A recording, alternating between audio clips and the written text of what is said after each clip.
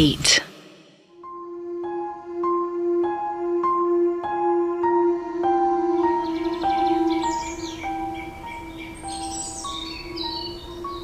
सात बज चुके थे। सूरज छुपने लगा था और अंधेरा अपनी बाहें पसारे आ रहा था। गांव के सभी लोग आज पीपल के पेड़ के पास इकट्ठा हुए थे और वेदा का इंतजार कर रहे थे। आज वेदा उस बाराती घर में जाने वाले थे जिसमें कहा जाता है कि कोई ऐसी ताकत रहती है जिसने एक पूरे परिवार को मार दिया था और बस एक ही लेडी बची थी, पर वो पागल हो चुकी है। हालांकि वेदा ने उनसे भी कुछ पूछने की कोशिश करी थी, पर वो बस पागलों की तरह हंसती रहती। और जैसे ही वेदा ने उन्हें उनके परिवार के बारे में पूछा और वो बाराती घर दिखाया, तो वो बेहद डर गई और रोने लगी। वेदा के साथ जो 3 गांव के आदमी जाने वाले थे, वो भी काफी डरे हुए थे, पर उन्हें जाना था क्योंकि प्रधान ने उन्हें ही चुना था। एक तरह से कहा जाए तो सब लोग डरे हुए थे। ये वेदा के लिए एक परीक्षा थी जिसमें अगर वो पास हो गए तो जो आत्मा उन्हें उस एंटिटी को देनी है वो उन्हें मिल जाएगी। और वेदा ने यह भी सोचा था कि जो आत्मा उस बाराती घर में होगी वो उस एंटिटी को दे देंगे।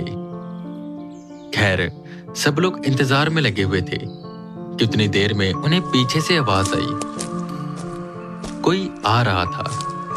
सबने देखा तो सफेद धोती, केसरी कुर्ता, गले में माला पहने और सर पर शिखा रखे वेदा आ रहे थे। हालांकि आगे पीछे वो अपने बालों को ऐसे बांधते थे कि उनकी वो शिखा ज्यादा दिखाई नहीं देती थी, पर जब वो अपने पंडित के वेश में आते थे तो वो उसे खोल देते थे। उन्हें इस रूप में देखकर सब लोग हैरान थे। इस वक्त वेदा के चेहरे पर एक तेज दिखाई दे रहा था जिसे देखकर ये लग रहा था कि वो उस ताकत को जरूर पकड़ पाएंगे और उस बाराती घर को मुक्त करा देंगे। उनके हाथ में एक बैग भी था जिसमें क्या होगा ये सब कोई सोच रहा था। वेदा ने अपना वो बैग रखा और उसमें से राख निकाली और वही नलके से एक लोटे में पानी भरा। उन्होंने इस पानी में राख डाल दी और बाराती घर के चक्कर काटते हुए वो पानी उसके चारों कोनों पे गिराया।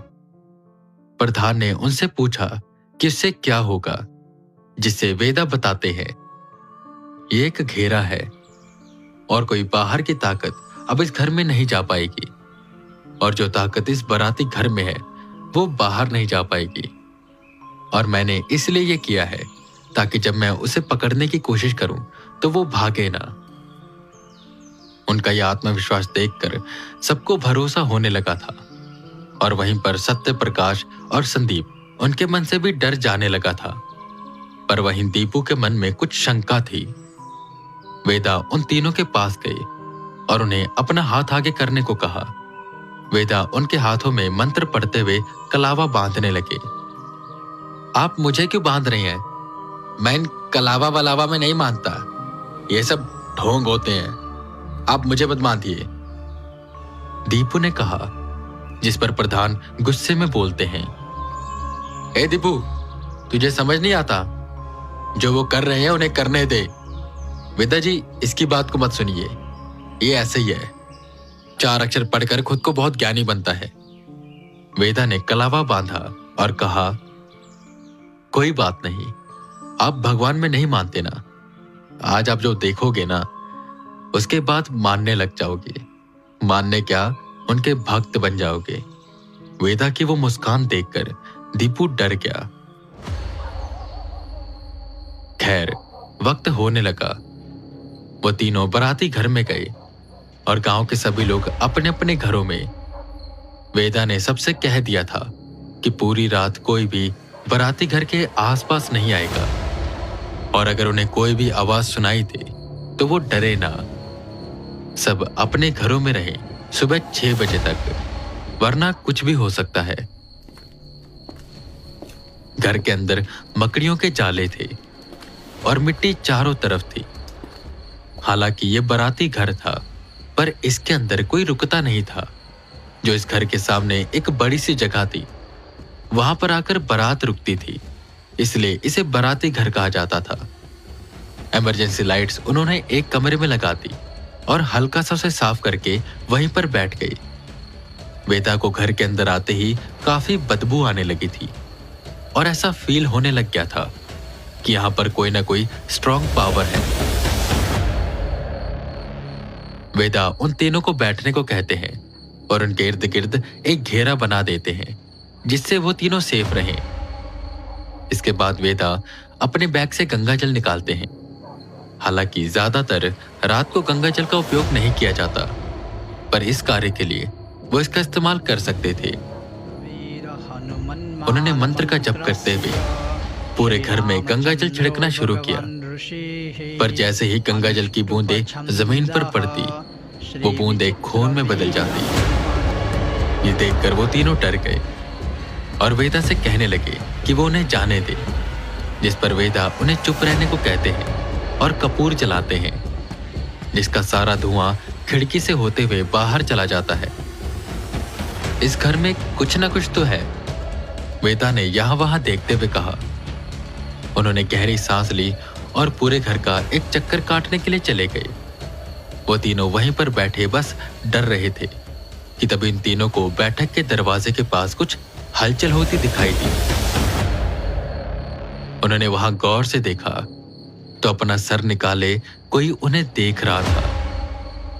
आंखें बड़ी बड़ी, जिस पर ऐसा लग रहा था कि पलकें ही नहीं है, और जो चेहरे पर मुस्कान थी वो देखने में ऐसी लग रही थी जैसे किसी ने मुंह को पकड़कर चीर दिया हो, और वो एकटक उनकी तरफ देख रहा था।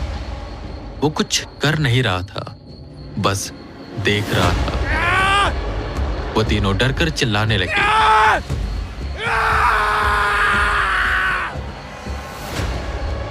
वेदा भागकर उनके पास आई।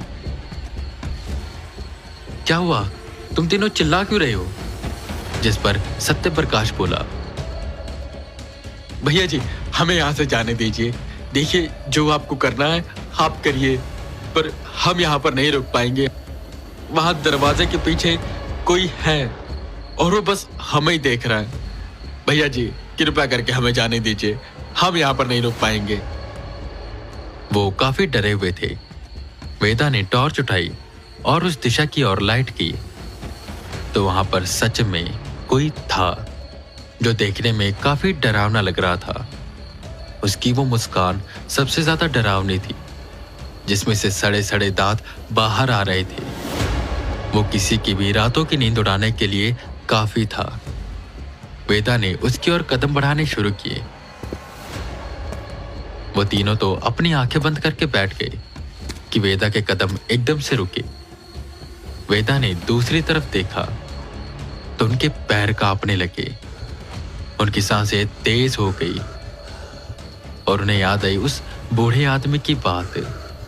कोई है घर में जो कुछ घसीटता है। वेदा को दूसरी तरफ एक बड़ा दानव जैसा दिखने वाला कोई 7 फुट लंबा जीव दिखाई दे रहा था, जिसके एक हाथ में डेड बॉडीज थी और वो उन्हें घसीटते हुए चल रहा था। वेदा ने अपने कदम पीछे की ओर किए। तुम तीनों मेरी बात ध्यान से सुनो। यहां पर एक नहीं बल्कि काफी आत्माएं हैं, और इन सब में से जो सबसे ज्यादा खतरनाक है वो हमारी तरफ आ रहा है। अपनी आंखें बंद रखना, उन्हें बिल्कुल खोलना मत। मैं इसे कैद करने की पूरी कोशिश करता हूं, और अगर कहीं मैं असफल रहूं तो मेरा इशारा करते ही तुम यहां से भाग जाना और पीछे मुड़कर मत देखना। इतना बोल वेदा ने हवन कुंड लगाना शुरू किया, अग्नि प्रज्वलित करी और मंत्र का जप करना शुरू किया। उन्होंने अपने आसपास एक घेरा बना लिया। वो दानव जैसा दिखने वाला जो भी था वो सीधा उस आत्मा के पास गया जो सबको चुपके देख रही थी, और उसने उसके सर को पकड़ा और मरोड़ दिया और उसे पकड़कर घसीटते हुए वेदा की ओर आने लगा। वो शायद एक ऐसी ताकत थी जो दूसरी रूह को मारता था और उन्हें खाता था। शायद इससे उसकी ताकत बढ़ती थी। वो अब वेदा की ओर बढ़ने लगा। वेदा डर रहे थे, पर उन्होंने अपना हवन नहीं रोका। जैसे ही वो पास आया, वेदा ने अपना सबसे शक्तिशाली मंत्र जपना शुरू किया और गंगा जल उस पर छिड़का, जिस पर वो जोर से चिल्लाया। यह आवाज पूरे गांव में गूंजी और सारे गांव वाले डर गए। उन तीनों ने भी अपनी आंखें खोलकर देखा तो उस दानव को देखकर वो कांप गए और दीपू तो बेहोश हो गया। वेदा अपने मंत्रों से उस दानव का सामना कर रहे थे। वो यहाँ वहां भागने लगा। ये तो अच्छा हुआ कि वेदा ने घेरा बना दिया था, जिससे वो बाहर नहीं जा पाया। वेदा को जब लगा कि वो अब उसे कैद करने के लिए तैयार है, तो उन्होंने अपना दिया जलाया और उसे कैद करने की कोशिश करने लगे। हवाएं तेज हो गई, दरवाजे खुलने और बंद होने लगे। मंत्र जब तेज किया गया और वो दानव खिंचते खिंचते सीधा उस दिए की अग्नि में समा गया और वेदा ने उसे कैद कर लिया। उन्होंने राहत की सांस ली और उन तीनों को बताया कि वो कामयाब रहे। दीपू तो बेहोश पड़ा था, उसे होश में लाया गया। वेदा ने उसे गंगा जल भी पिलाया और वो जैसे ही उठा, उसने वेदा के पैर पकड़ लिए और सच में मान लिया कि भगवान और मंत्र से ताकतवर कोई चीज नहीं होती। पर अभी भी वो उस घर से बाहर नहीं जा सकते थे। जब वेदा इस गांव में आए थे,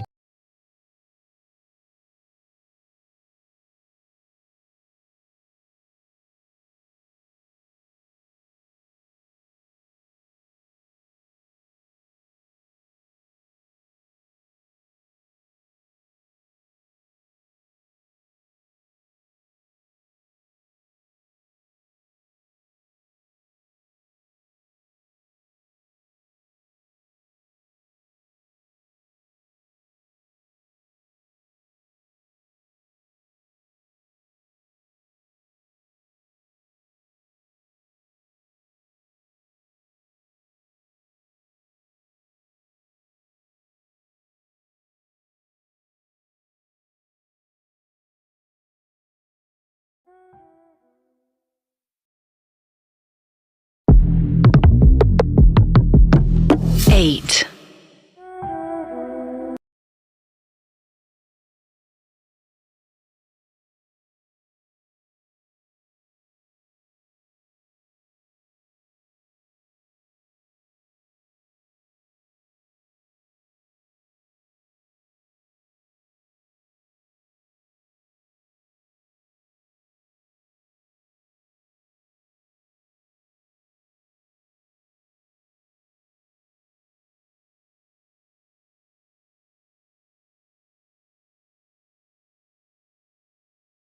आत्माएं थी, प्रेत थे, सब छुपकर बैठे हुए थे।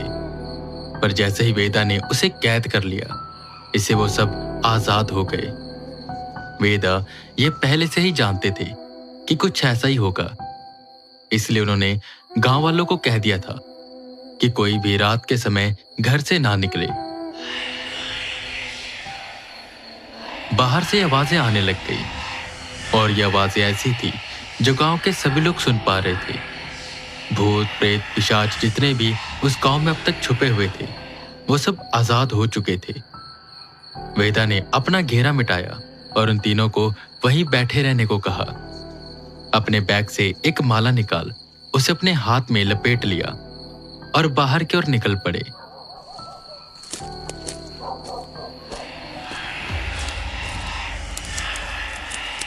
अंधेरा चारों तरफ था और दूर दूर क्या हो रहा है वो बस आवाजों से ही पता चल रहा था। जैसे दूर से भागते हुए आते कदमों की आवाज से ये पता चल रहा था कि कोई उनकी तरफ आ रहा है। वहीं कहीं से पेड़ पर उल्टी लटकी चुड़ैलों की हंसी की आवाज सुनाई दे रही थी।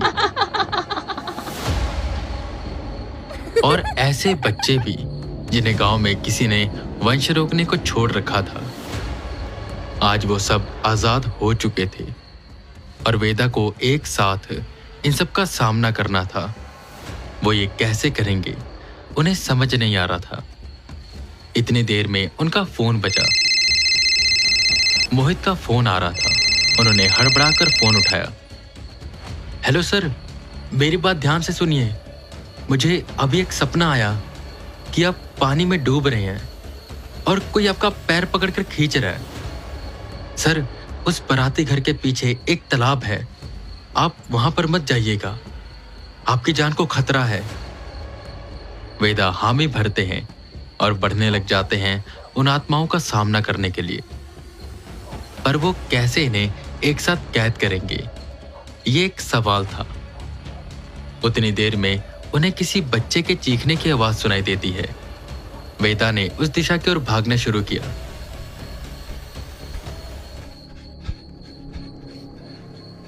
तो गांव का एक बच्ची बंटी आम के बगीचे में खड़ा था और रो रहा था। वहीं उसके पापा भी थे जो काफी डरे हुए थे। अरे आप यहां पर क्या कर रहे हैं? मैंने आप सबको मना किया था ना कि कोई भी घर से बाहर नहीं निकलेगा, वेदा ने पूछा, जिस पर उसके पापा बोले, अरे क्या करे भैया, इसको रात को ही प्रेशर बन गया तो मजबूरन आना पड़ा।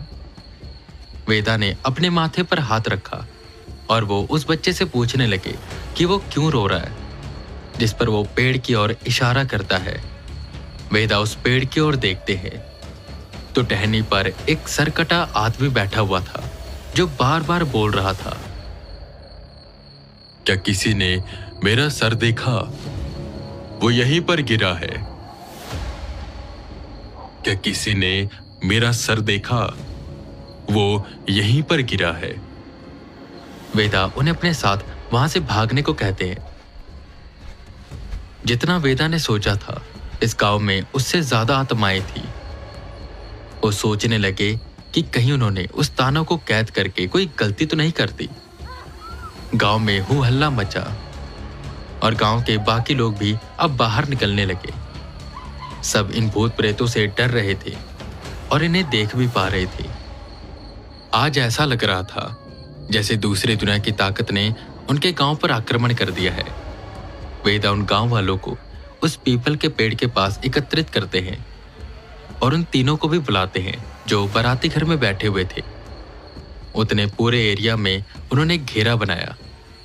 प्रेत उड़ उड़ कर आ रहे थे, पर उस घेरे की वजह से कोई अंदर नहीं आ पा रहा था। देखिए, मैं अभी आप सबको समझा नहीं सकता कि यहाँ पर क्या हो रहा है। बस आप मुझ पर भरोसा रखिए, मैं सब कुछ ठीक कर दूंगा। आप इस घेरे के अंदर रहिएगा, कोई भी बाहर नहीं आएगा। जब तक आप इस घेरे के अंदर हैं, आप सब सुरक्षित हैं। तो सब घेरे के अंदर रहें और अपने बच्चों को संभाल कर रखें। इतना बोल वेदा ये देखने लग गई कि कोई और तो गांव में बच नहीं गया। हर जगह पर आत्माएं, रूहें, पिशाच, प्रेत थे जो वेदा पर हमला कर रहे थे। वेदा अपनी उस माला को दिखाकर बचते जा रहे थे। वक्त बीतता जा रहा था। इतनी देर में वेदा को किसी बच्चे के रोने की आवाज सुनाई दी।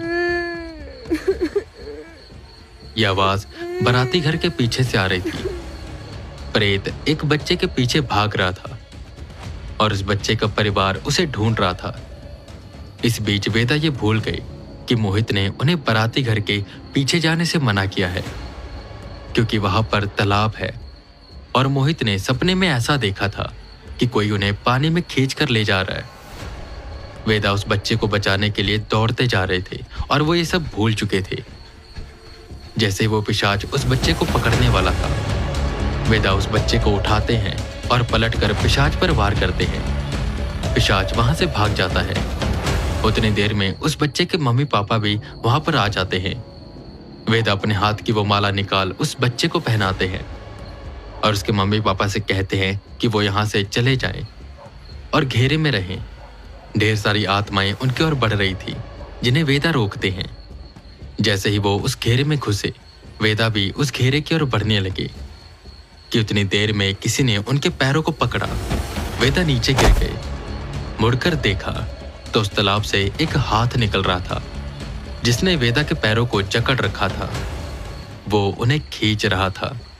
वेदा खुद को बचाने की कोशिश करते हैं, पर उन्होंने अपनी वो माला उस बच्चे को पहना दी थी। वेदा अपने हाथ पैर मारने लगे, पर वो उन्हें पानी में ले गया। वेदा डूबने लगे।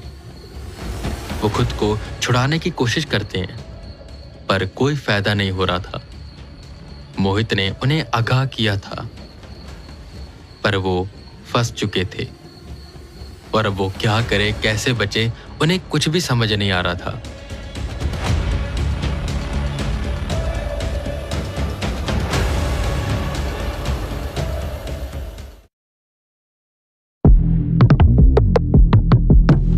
Eight.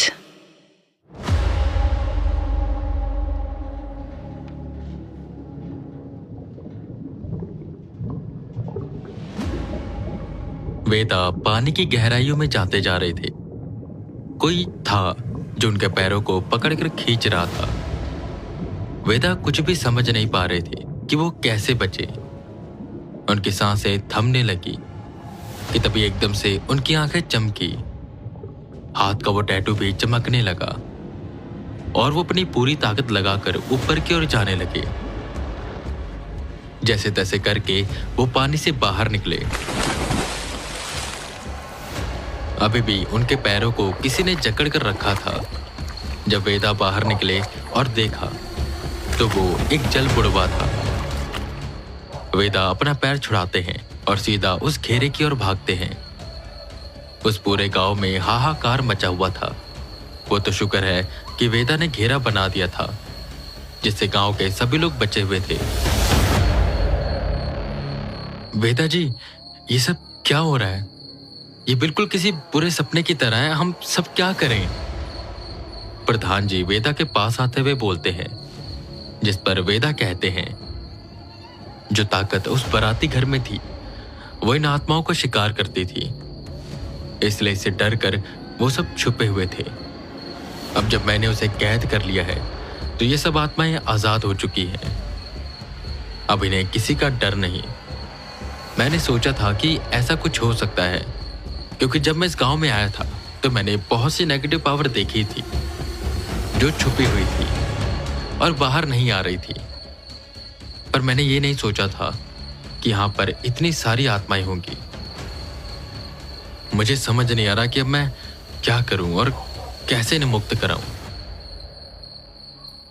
वेदा की ये बात सुन सब लोग डर गए। बच्चे भी काफी डर रहे थे। बार बार वो आत्माएं घेरे के अंदर आने की कोशिश कर रही थी। तभी वेदा के दिमाग में एक तरकीब आई। प्रधान जी, एक काम कर सकते हैं। प्रधान जी ने पूछा, क्या? जिस पर वेदा उन्हें अपना आइडिया बताते हैं। उनका आइडिया सुन सब लोग सोच में पड़ गए कि क्या सच में ऐसा करने से ये आत्माएं यहां से मुक्त हो पाएंगी। पर उनके पास कोई और रास्ता नहीं था। वेदा अपने साथ गांव के 3-4 आदमी लेते हैं और सीधा गांव में जाते हैं। उन सब पर आत्माएं हमला करती है, पर वेदा ने उस बच्चे से अपनी वो माला ले ली थी जिससे वो उनको बचाते जा रहे थे। घर घर में जाकर वो वहां पर पड़ी लकड़ियों के ढेर को उठाते और सीधा घेरे में आ जाते। बस इतनी लकड़ियों में काम हो जाएगा। मैं जानता हूं कि आज होलिका दहन नहीं है, वो कल है, पर हम आज मनाएंगे, जिससे मैं इन ताकतों को इस आग में कैद कर पाऊंगा। आप सबको मेरा साथ देना होगा और खुद को यहां उपस्थित रखना होगा। जैसे होलिका मनाई जाती है वैसे हम इसे मनाएंगे और इसकी अग्नि में मैं इन सभी आत्माओं को कैद कर दूंगा। हालांकि मिथुर का जो परिवार था वो रोए जा रहा था, क्योंकि होलिका में जलकर मिथुर की मौत हुई थी। और वेदा उन्हें यकीन दिलाते हैं कि वो उसकी आत्मा को मुक्त करा देंगे। वह भी भटक रही है। वेदा ने होलिका दहन की पूरी तैयारी कर ली। जो जो सामग्री लगती थी उन सब का उपयोग किया। लोग उसके चक्कर काटने लगे, प्रार्थना करने लगे। वहीं वेदा वहीं पर बैठकर उन आत्माओं को उस अग्नि में कैद करने की कोशिश करते हैं कि उन्हें जोर जोर से रोने की आवाज सुनाई देती है।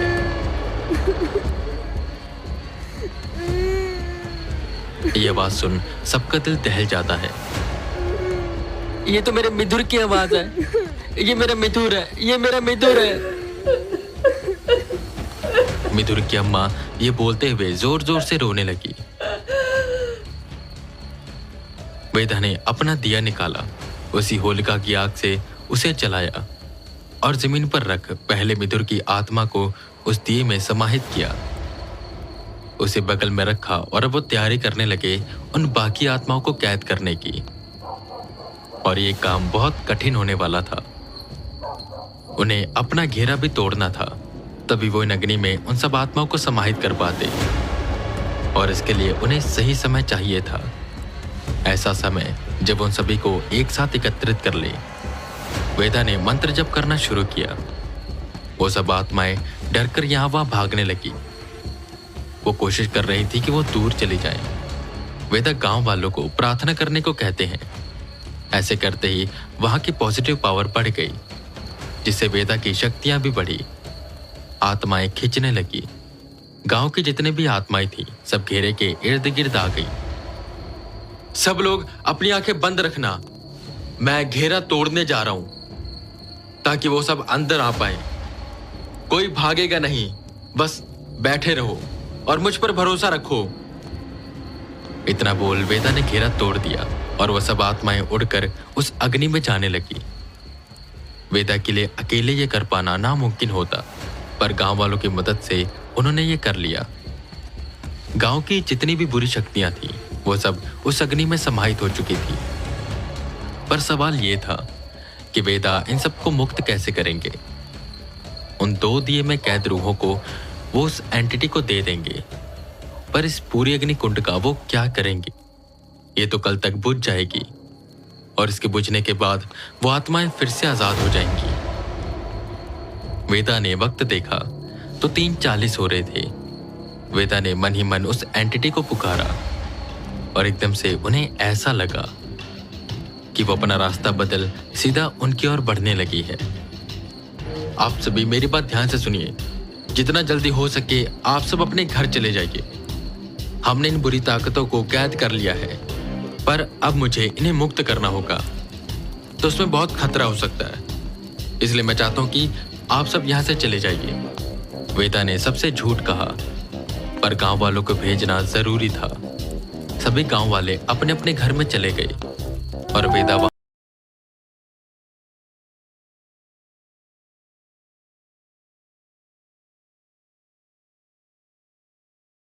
वरना उनके ऊपर इसका बोझ रह जाता।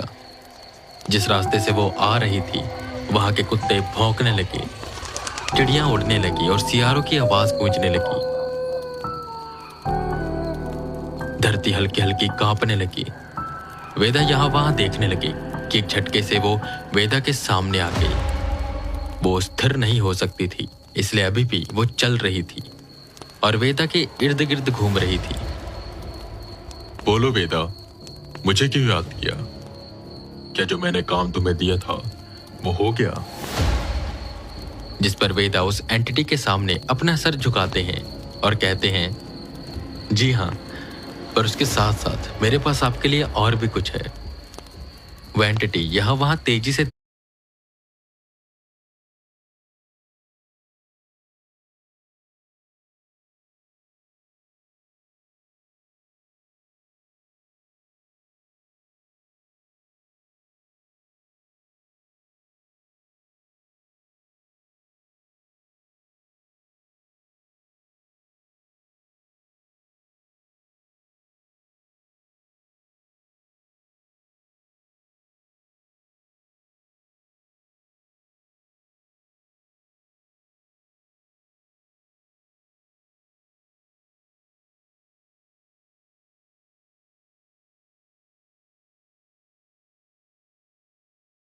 देख रही थी, जैसे वो कुछ महसूस कर पा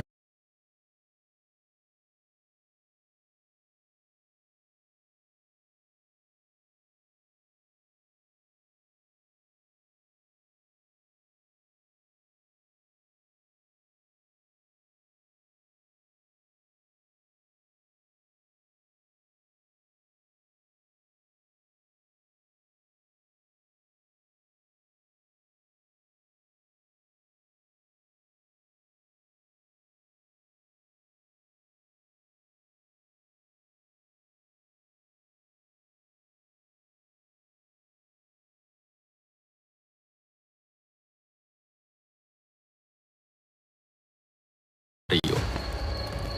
वेदा,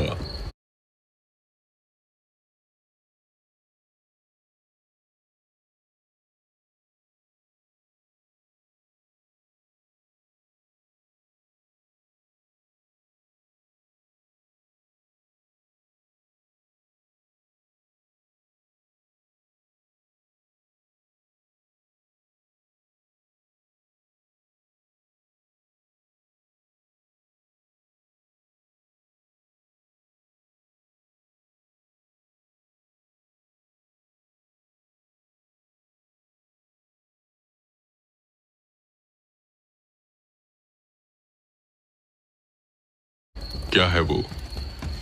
वेदा ने पहले उस बच्चे की आत्मा को दिया जो जलकर मरा था, फिर उस ताकत को जो आत्माओं का शिकार करती थी। वाह वेदा, ये तो तुमने कमाल कर दिया। मैंने तुमसे बस एक रूह मांगी थी, तुमने मुझे 2 दे दी। और ये जो दूसरी रूह है, ये तो काफी कम मिलती है। ये एक प्राचीन ताकत है। मैं काफी प्रसन्न हुआ।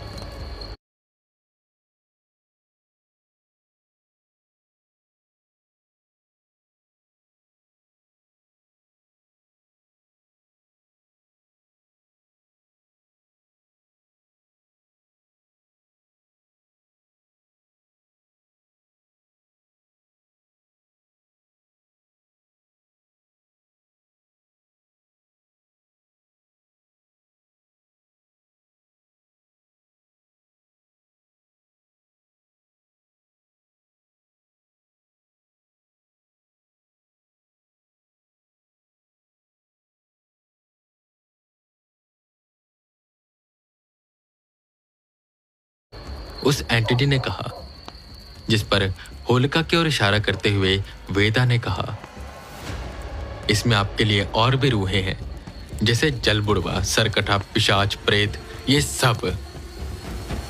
एंटिटी एकदम से उस अग्नि के पास गई। वेदा, तुमने सच में कमाल कर दिया। मैं तुमसे बहुत ज्यादा प्रसन्न हूँ।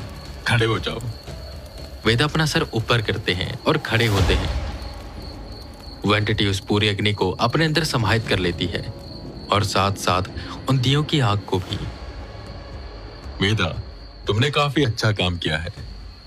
मैंने तुम्हें 7 दिन का वक्त दिया था और तुमने ये 3 दिन में ही कर दिया। और वो भी एक नहीं, तुमने मुझे काफी रूहें दी है।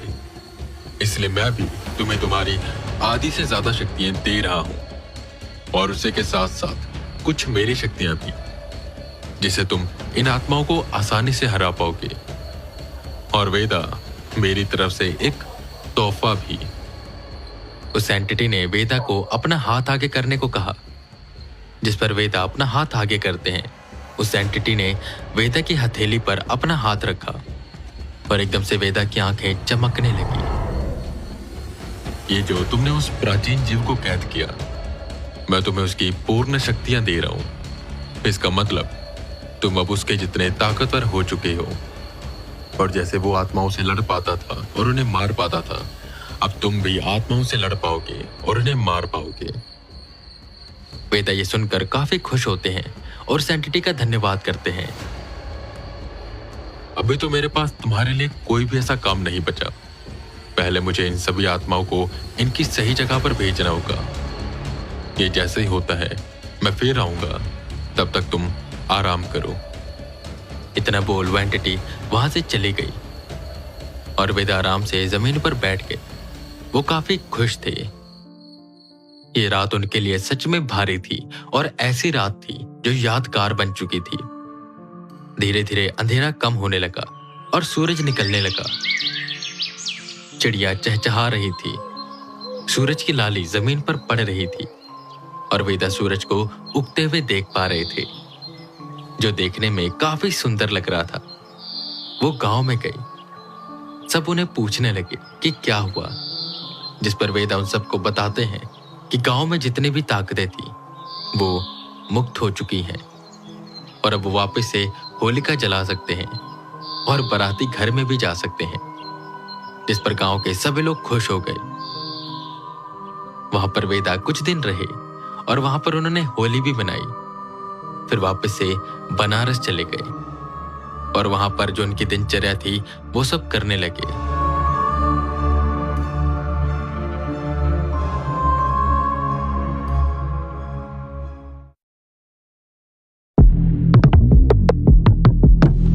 Eight.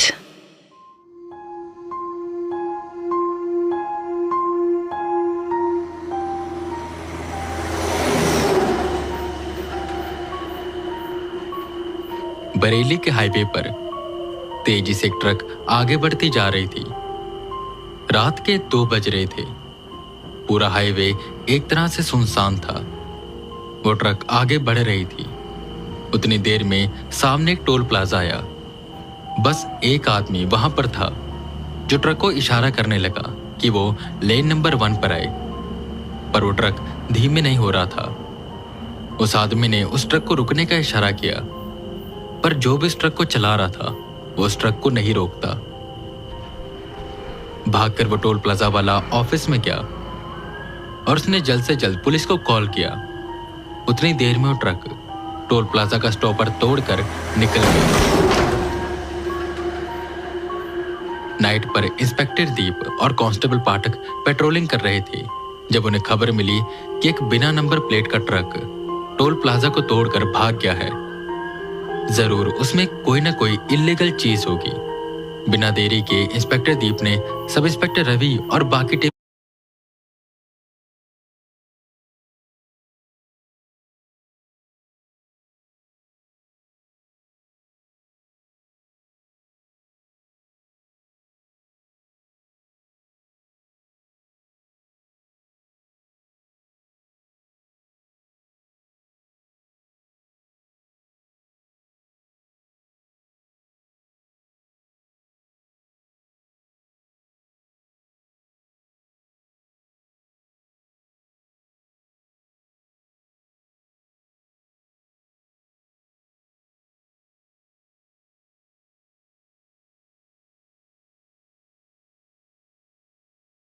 को बुलाया और एक प्लान बनाया।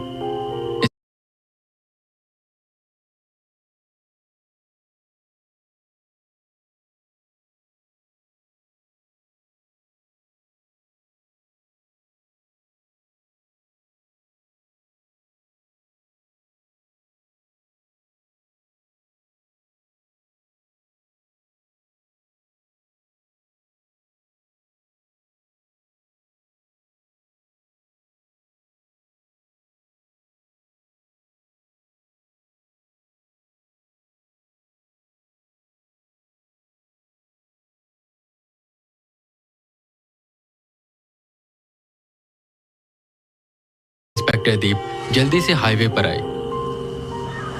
थोड़ी आगे जाने के बाद ही उन्हें वो ट्रक दिखाई दिया। वो उसे रोकने की कोशिश करते हैं, पर वो रुक नहीं रहा था। वहीं आगे वाले कट पर sub inspector Ravi, constable Rathi और बाकी की टीम खड़ी थी जो इस ट्रक को रोकने के लिए तैयार थी। वहीं सड़क पर उन्होंने कीलें बिछा रखी थी। ट्रक अपनी फुल रफ्तार से आगे बढ़ता जा रहा था। दरअसल पिछले कुछ दिनों में बहुत सी जगहों से ऐसी खबर आई थी कि कुछ ट्रक बिना नंबर प्लेट के टोल प्लाजा को तोड़कर आगे निकल जाते हैं और उन्हें कोई अब तक पकड़ नहीं पाया है। वो ट्रक अगले कट पर पहुंचने वाला था।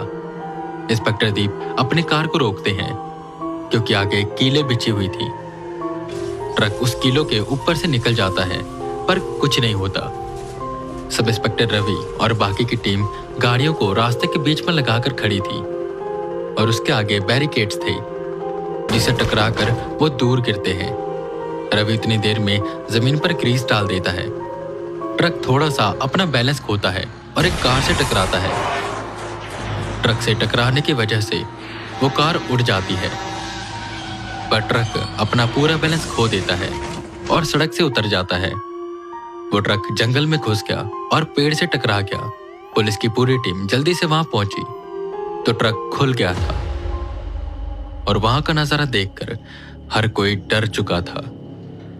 जमीन पर लाशें ही लाशें गिरी हुई थी। रवि, ये सब क्या है? इतनी सारी लाशें? ये आखिर जा कहां पर आई थी? इंस्पेक्टर दीप ने हैरान होते हुए कहा। रवि जल्दी से ट्रक के आगे गया उसके ड्राइवर को पकड़ने, पर वहां पर कोई भी नहीं था, जो कि हैरान करने की बात थी।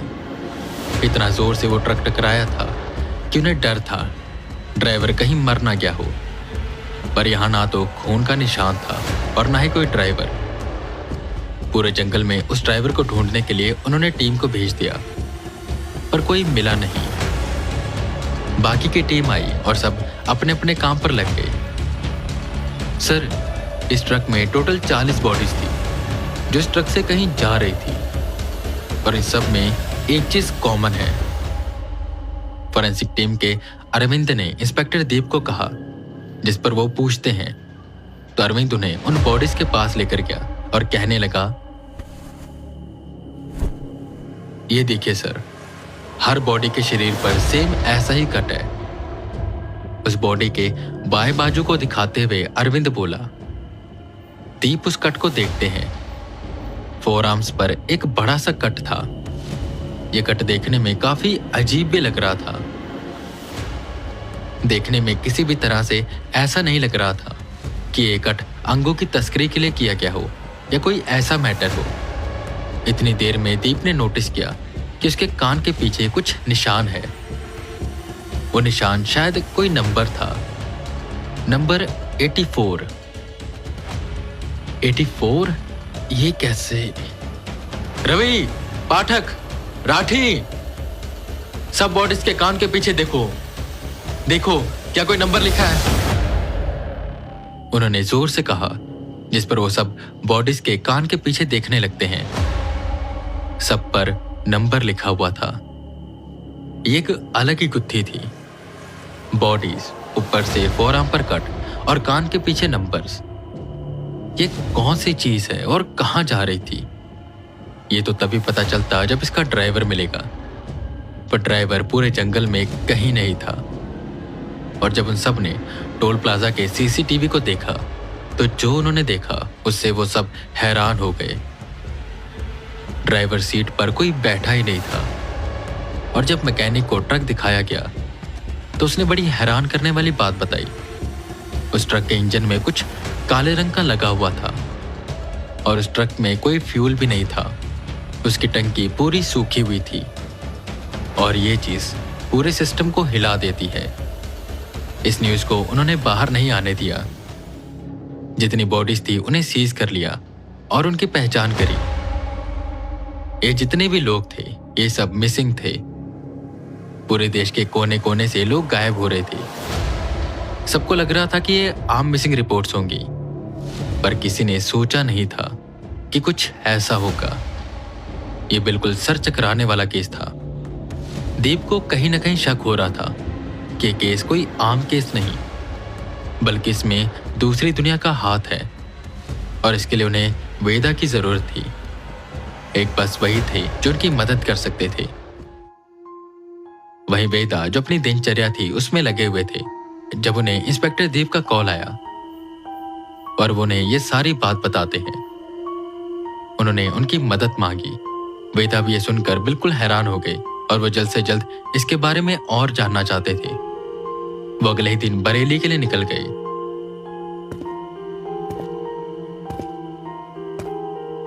आइए वेदा, ये है वो जगह जहां पर हमने उन बॉडीज को रखा है। बड़ी हैरान करने वाली बात है, 40 बॉडीज और ये एक ट्रक में कहीं जा रही थी। और ये सिर्फ एक ही ऐसी नहीं है, बहुत से स्टेट्स में ऐसी खबर आई है कि वहां से भी ऐसे ट्रक्स थे जो टोल प्लाजा तोड़कर जा चुके हैं और उन पर नंबर प्लेट नहीं थी। मुझे तो लगता है कि शायद उनमें भी डेड बॉडीज थी, क्योंकि हर डेड बॉडी के कान के पीछे एक नंबर लिखा हुआ है। जैसे कि ये देखिए 76। और यहां पर जो बॉडीज हैं उनके नंबर शुरू होते हैं 70 से 110 तक। और जब सीसीटीवी देखा तो वहां पर जो ट्रक जा रहा था उसमें कोई ड्राइवर था ही नहीं। और हैरान करने वाली बात तो ये थी कि उस ट्रक में फ्यूल भी नहीं था। वो ट्रक बिना फ्यूल के ही आगे बढ़ता जा रहा था। और जब मैकेनिक ने देखा तो उसके इंजन पर कोई काले रंग की चीज लगी हुई थी। जब हमने उसे कलेक्ट किया तो वो अपने आप ही गायब हो गया। मेरा तो मानना है कि ये किसी इंसान का काम नहीं है, इसलिए मैंने आपको बुलाया है। बस एक आप ही हो जो इस चीज को आप देख सकते हो। आप इनके हाथ पे जो कट्स लगे हैं उनको देखिए, काफी अजीब से लग रहे हैं। वेदा खुद उन बॉडीज को देखने के लिए आगे बढ़ते हैं और जैसे ही वो उस कट को देखते हैं तो उनके पैर कांपने लग जाते हैं। उनकी सांसें तेज हो गई। जो वो देख रहे थे उन्हें उस पर यकीन नहीं हो रहा था। दीप भी ये डर वेदा के चेहरे पर साफ साफ देख पा रहे थे,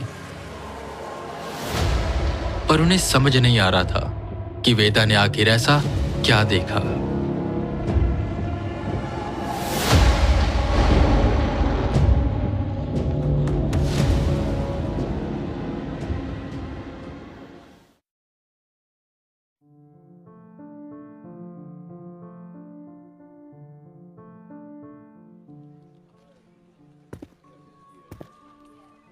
भारी कदम आगे बढ़ाते हुए एक शख्स कैबिन के सामने पहुंचा।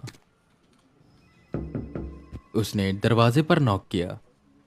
सर, क्या मैं अंदर आ सकता हूं? उसने पूछा, जिस पर अंदर से उसे आने को कहा गया।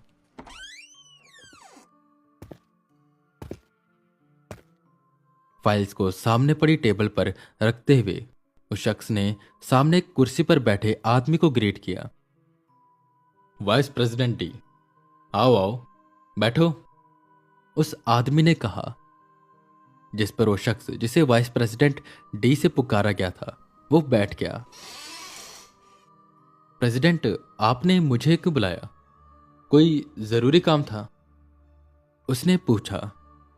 जिस पर वो कुर्सी पर बैठा शख्स जो प्रेसिडेंट था वो खड़ा हुआ और बेंच पर पड़े ग्लोब को घुमाते हुए बोला, हाँ, तुम तो ये जानते ही हो कि आज के वक्त पर हर चीज धंधा बन चुकी है। हर एक चीज से पैसे कमाए जा सकते हैं। आप किसी भी चीज से पैसे कमा सकते हो। यहां तक कि अगर आप बेवकूफ हो और ऊंची हरकतें करते हो तो उससे भी पैसे कमा सकते हो। वाइस प्रेसिडेंट कुछ समझ नहीं पाते, जिस पर मेज पर पड़ी फाइल को वो उठाते हैं। उन्होंने फाइल को खोला और वाइस प्रेसिडेंट को एक पेज दिखाते हुए कहा, वाइस प्रेसिडेंट टी, इस कंपनी को बनाए मुझे 8 साल हो चुके हैं और तुम्हें 5 साल पूरे होने वाले हैं इस कंपनी को ज्वाइन किए हुए। जैसा कि तुम जानते हो, मैं पहला ऐसा आदमी हूं जिसने गोस्ट हंटर्स की एक कंपनी बनाई, जहां हमने वर्ल्ड के बेस्ट से बेस्ट गोस्ट हंटर्स रखे हैं और जहां पर भी कोई बुरी ताकत ऐसी स्ट्रॉन्ग एनर्जी होती है हम वहां पर रेड करते हैं। हमारा सक्सेस रेट 87% है और जहां पर हमारे बाद जो कंपनीज आई थी उनका 70% से नीचे। और ये देखो, ये लास्ट जो हमें मिशन मिला था जर्मनी से, वहां पर हमारे बेस्ट से बेस्ट गोस्ट हंटर्स गए थे, ए क्लास के गोस्ट हंटर्स। और मैं ये जानना चाहता हूं कि वो फेल कैसे हो गए। ये ए क्लास के गोस्ट हंटर्स भेजे थे मैंने तब भी, और मुझे इसका जवाब चाहिए। प्रेसिडेंट काफी गुस्से में आ गए थे, जिस पर वाइस प्रेसिडेंट डी जो अपने साथ एक फाइल लाए थे वो उन्हें देते हैं और प्रेसिडेंट को बताते हैं, माफ करिए सर, पर यह रही मिशन की रिपोर्ट और मैंने खुद भी उन सबसे बात करी है और वो सब बहुत डरे हुए हैं। जो उन्होंने देखा है वो उसे बयां नहीं कर पा रहे और जितना मुझे पता चला है उन्होंने वहां पर कुछ अजीब से क्रिएचर्स देखे और इन क्रिएचर्स को हम ओर्क्स कह सकते हैं और उन्होंने हमारी ए क्लास की टीम पर हमला किया। वो किसी तरह वहां से बचकर भागे हैं। यह सुन प्रेसिडेंट का दिमाग चकरा गया। तुम्हारा दिमाग तो ठीक है ना? ओर्क्स, तुम जानते हो ना तुम किस चीज के बारे में बात कर रहे हो?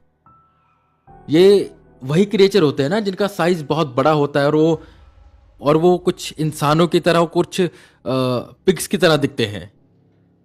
तुम कहना चाहते हो कि हमारी ए क्लास की टीम ने जर्मनी के उस गुफा में ओर्क्स देखे जिन्होंने उन पर हमला कर दिया? आखिर ये कैसे हो सकता है? ये सब पहले के वक्त में होता था और जहां तक मुझे याद है जब एंजल्स और डेविल्स के बीच में लड़ाई हुई थी तो लड़ाई खत्म होने के बाद ही जितने भी ऐसे क्रिएचर थे वो अंधेरे की दुनिया में भेज दिए गए थे। तो वो इंसानी दुनिया में कैसे आ सकते हैं? मुझे लगता है कि उन्हें कोई भ्रम हुआ होगा, वहां पर ओक्स नहीं कुछ और होंगे, उन्होंने कहा। जिस पर उनके सामने एक फोटो रखते हुए वाइस प्रेसिडेंट डी बोले, बिल्कुल सर, मुझे भी यही लगा था, पर अटैक टीम के पीछे जो हमारी स्काउट टीम गई थी उन्होंने वहां की पिक्चर्स ली है, जिसमें से आप एक ये पिक्चर देखिए।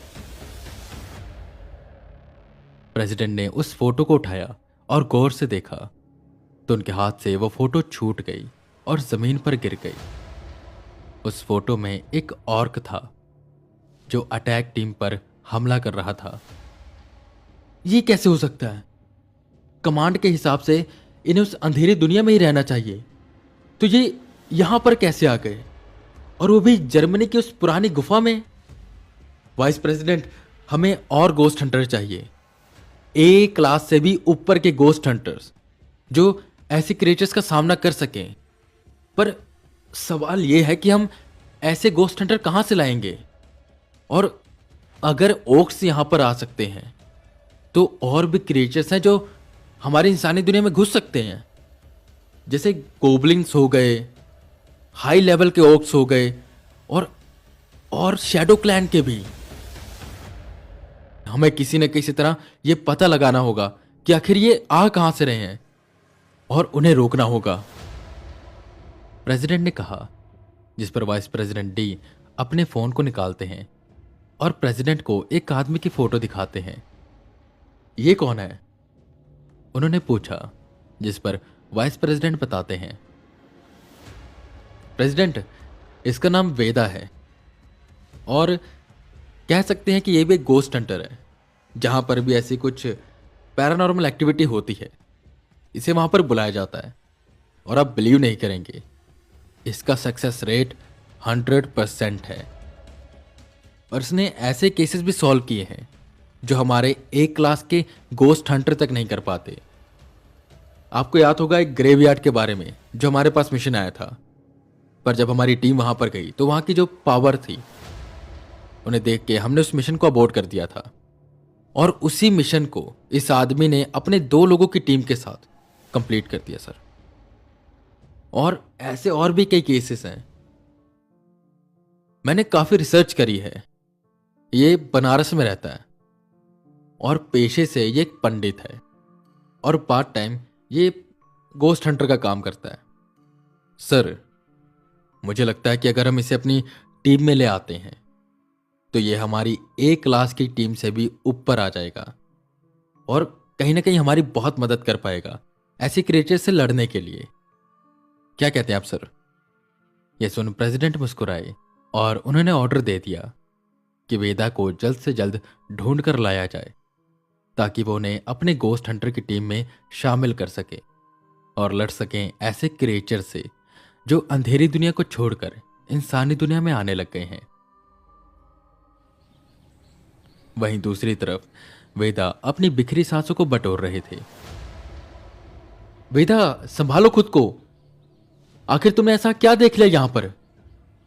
इंस्पेक्टर दीप उन्हें संभालते हैं। वेदा जमीन पर बैठ जाते हैं और पीछे की ओर जाने लगते हैं। इंस्पेक्टर, ये कैसे हो सकता है? मुझे तो कुछ समझ नहीं आ रहा। ये इंसानी दुनिया का नहीं है, और मुझे नहीं पता कि हम जिसे सामना करने जा रहे हैं वो कितना ताकतवर होगा, पर मैं ये जानता हूं कि वो हमारी दुनिया का नहीं है। जैसे कि अगर भूत प्रेत पिशाच हम इन्हें अगर कहते हैं, ये कहीं ना कहीं दूसरी दुनिया से नहीं आते, हालांकि इन्हें उसी दुनिया में जाना चाहिए, पर ये यहीं पर बनते हैं अकाल मृत्यु से या किसी और कारण से। पर मैं जो ये देख रहा हूं, ये इंस्पेक्टर दीप हमारी दुनिया का नहीं हो सकता। मुझे तो खुद को समझ नहीं आ रहा कि क्या है ये, पर इसको केवल देखने भर से मेरी रूह कांप जा रही है। इंस्पेक्टर दीप कुछ समझ नहीं पा रहे थे और वो बार बार वेदा से पूछ रहे थे कि आखिर हुआ क्या है, कम से कम उन्हें तो बताएं। जिस पर वेदा पहले वहां से बाहर निकलते हैं और फिर बताते हैं, इंस्पेक्टर दीप, मैं जो तुम्हें बताने जा रहा हूं शायद तुम उस पर बिलीव ना कर पाओ, पर सच में जो मैंने देखा है वो एक बुरे सपने की तरह है। बुरा सपना भी नहीं, वो एक नाइटमेयर है जो लगता है कि मेरी हफ्तों की नींद उड़ा देगा। तुम जानते हो, जब मैंने उसके हाथ को उठाया और उस कट को देखा तो उस कट के अंदर क्या था? उस कट के अंदर एक आंख थी, और बहुत बड़ी आंख जो पूरे काले रंग की थी, और उसकी पुतलियां लाल रंग की थी, और वो हिल रही थी, वो कुछ ढूंढ रही थी, और उसकी पावर इतनी ज्यादा है मैं बता नहीं सकता। और ऐसी पावर इंसानी दुनिया में एग्जिस्ट कर ही नहीं सकती। ये पावर दूसरी दुनिया की है, और जैसा कि तुम कह रहे हो कि 70 से लेकर 110 नंबर की बॉडीज हैं। मतलब कि जो बाकी बॉडीज हैं, अगर वो अपनी सही जगह पर पहुंच चुकी हैं तो हम बहुत बड़े खतरे में हैं। कुछ न कुछ बहुत बड़ा होने वाला है और मैं ये नहीं जानता कि मैं अकेला इसका सामना कर पाऊंगा, पर हमें किसी न किसी तरह इसका सामना करना होगा। इंस्पेक्टर दीप, जितने भी स्टेट से ये ट्रक्स टोल प्लाजा तोड़कर निकले हैं, आप पता कराइए कि किस दिशा की ओर जा रहे हैं और आखिरी बार इन ट्रक्स को कहां देखा गया है। उसके बाद ही हमें पता चल सकता है कि ये आखिर ट्रक जा कहां रहे थे, और जल्द से जल्द हमें वहां पर जाकर इस चीज को खत्म करना होगा, वरना अगर जो वो प्लान कर रहा है वो पूरा हो गया तो फिर उसे रोक पाना नामुमकिन हो जाएगा। इंस्पेक्टर दीप कुछ कहते नहीं, बस सर हिलाकर वहां से चले जाते हैं। वहीं वेदा बैठे बस सोचते रहते हैं उस बारे में जो उन्होंने अभी देखा। आखिर क्या हो रहा था इंसानी दुनिया में? ये कैसी ताकतें थी जो यहां पर आ गई थी? और वहीं दूसरी तरफ एक अननोन जगह पर वेदा को बुलाने की प्लानिंग चल रही थी, जिसके बारे में वेदा को भनक तक नहीं थी।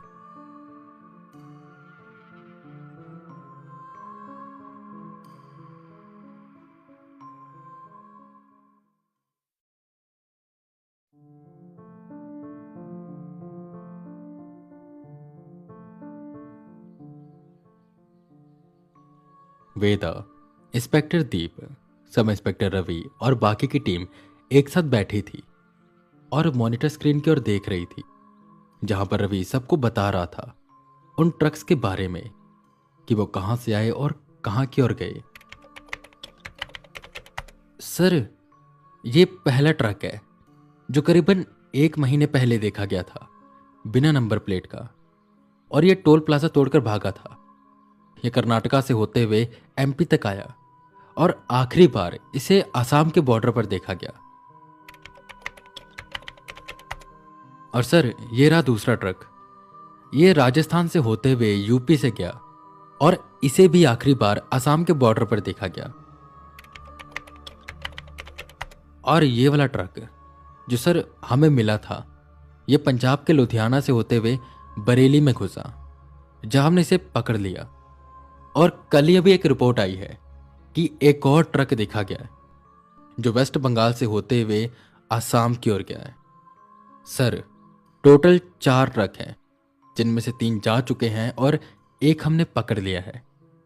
और ये जितने भी ट्रक हैं, आखिरी बार इन्हें असम के बॉर्डर पर ही देखा गया है, जिसका मतलब है इंस्पेक्टर दीप खड़े हुए। इसका मतलब तो साफ है, ये सब ट्रक असम में गए हैं और वहीं कहीं न कहीं छुपे होंगे।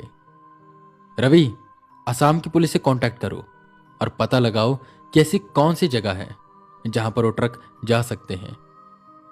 और यह भी पता लगाओ क्या किसी ने ऐसे ट्रक को कहीं देखा है, शायद हमें कोई क्लू मिल जाए। तब तक मैं सीनियर से परमिशन ले लेता हूं कि हम आज रात को ही असम के लिए निकल रहे हैं। और वेदा, आप भी हमारे साथ चलेंगे।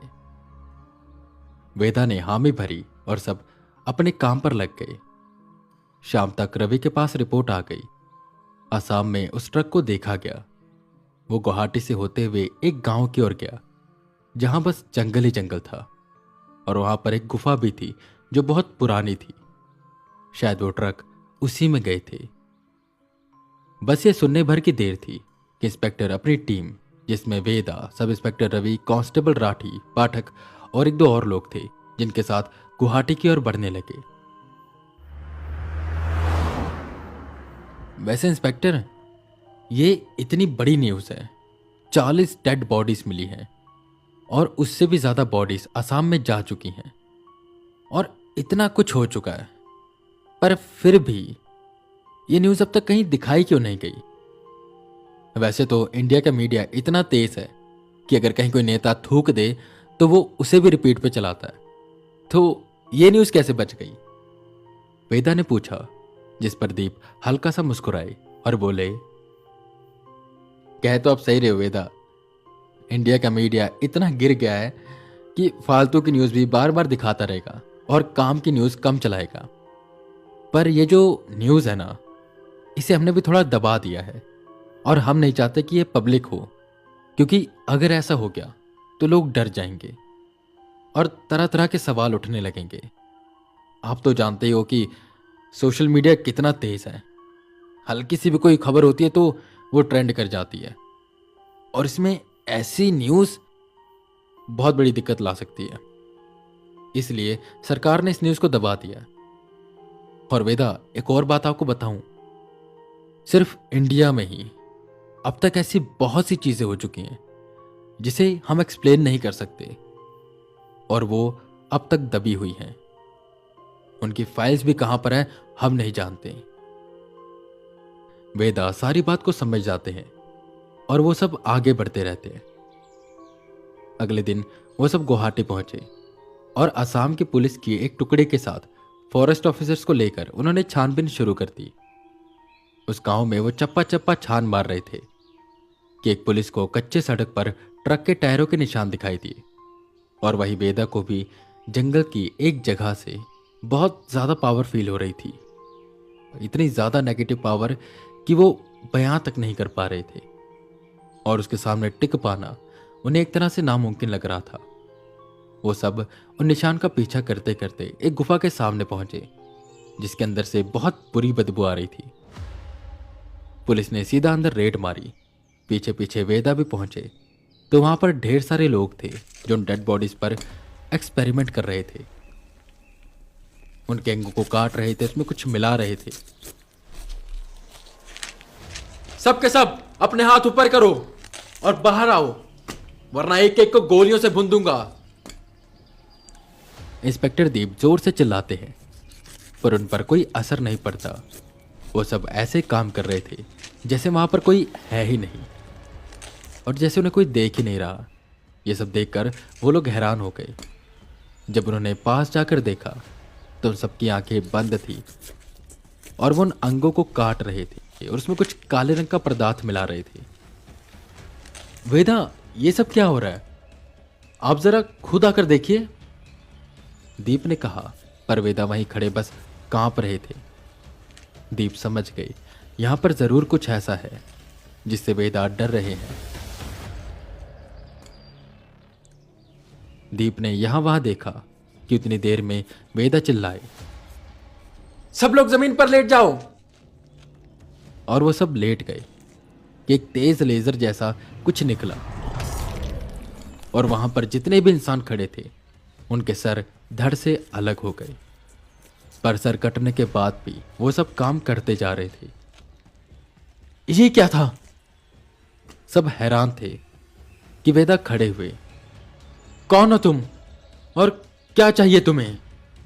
कि तभी सामने अंधेरे से एक छवि बाहर आई और ये वही था जिसने वेदा को उस शैतान से बचाया था और ये वही था जो देवा की आत्मा को लेकर भागा था।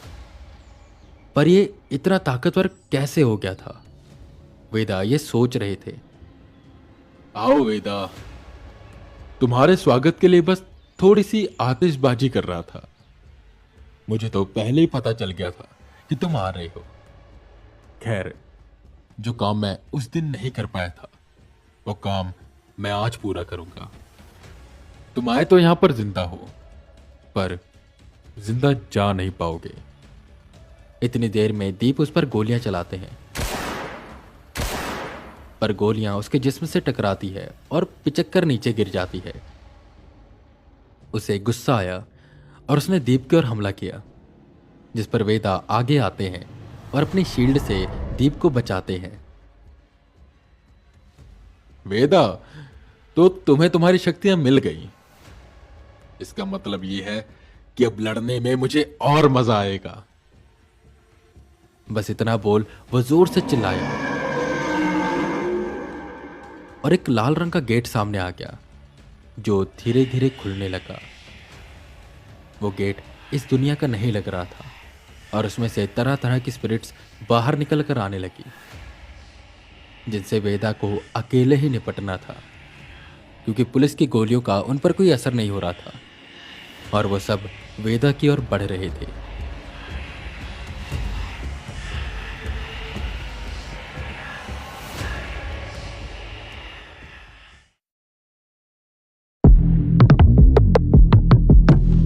8,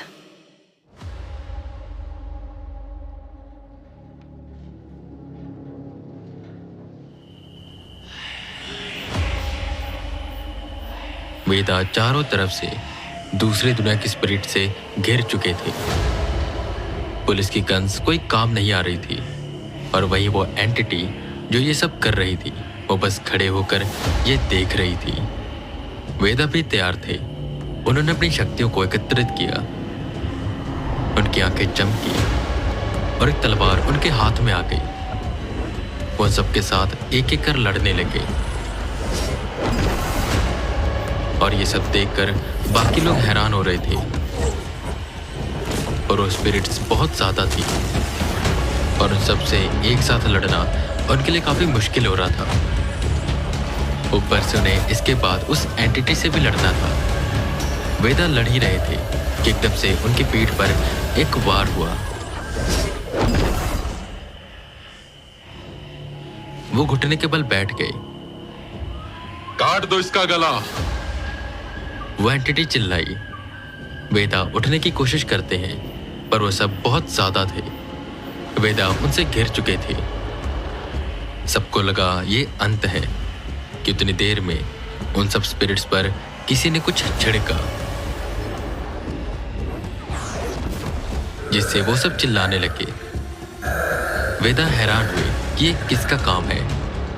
उतनी देर में उस गुफा के अंदर बहुत से लोग आ गए जिन्होंने एक ही तरह के कपड़े पहने हुए थे और सबके अंदर काफी पावर थी जिसे वेदा सेंस कर पा रहे थे। वो सब ने उन स्पिरिट्स पर हमला करना शुरू किया और वही जो शख्स उन सबके साथ आया था वो बस खड़े होकर देख रहा था। वेदा को कुछ भी समझ नहीं आ रहा था कि आखिर कौन लोग हैं और यहाँ पर आए कैसे। उतनी देर में वो एंटिटी वेदा पर हमला करती है। वेदा अपनी तलवार उठाते हैं और उससे लड़ने लगते हैं। एक तरह की जंग छिड़ चुकी थी।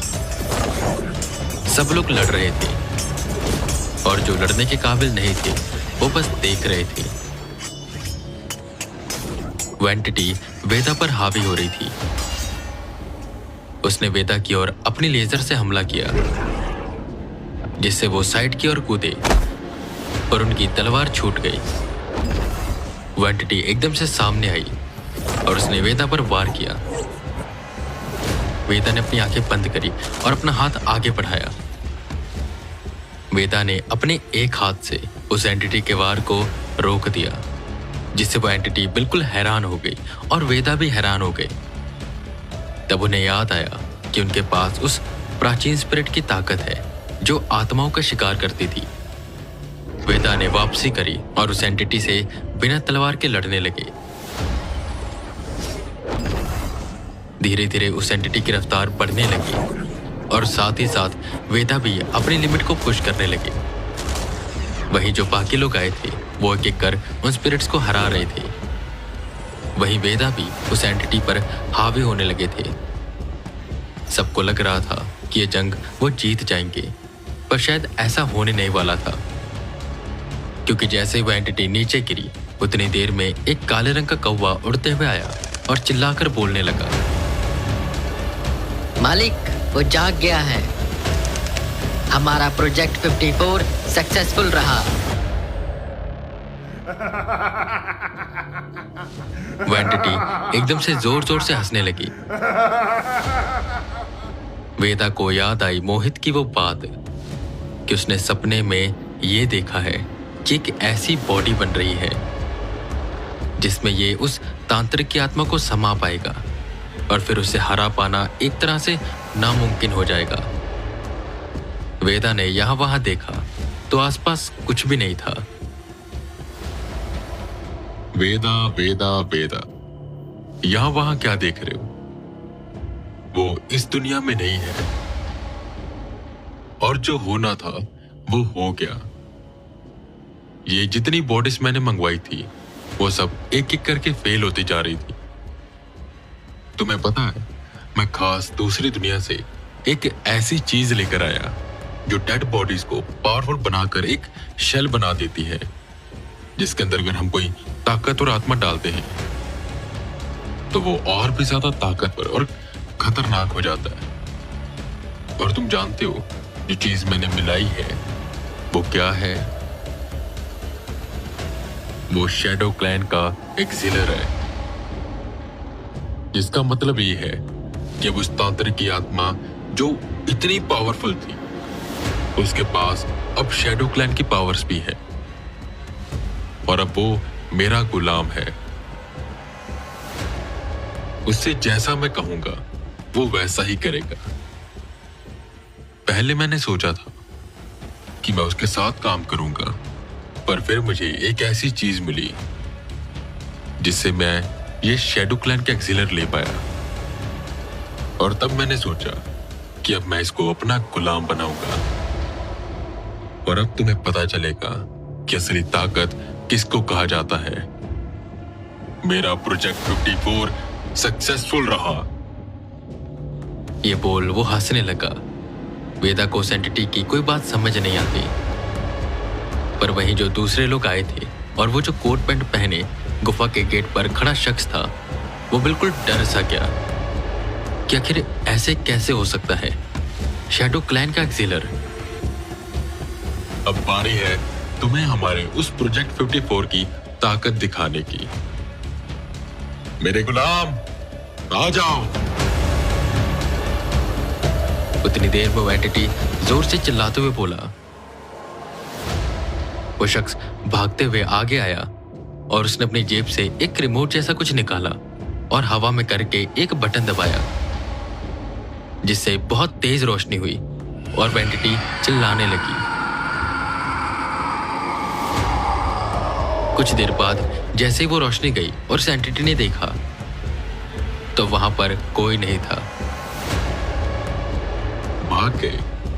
कोई बात नहीं, कभी ना कभी तो वेदा तुम मेरे सामने आओगे ही।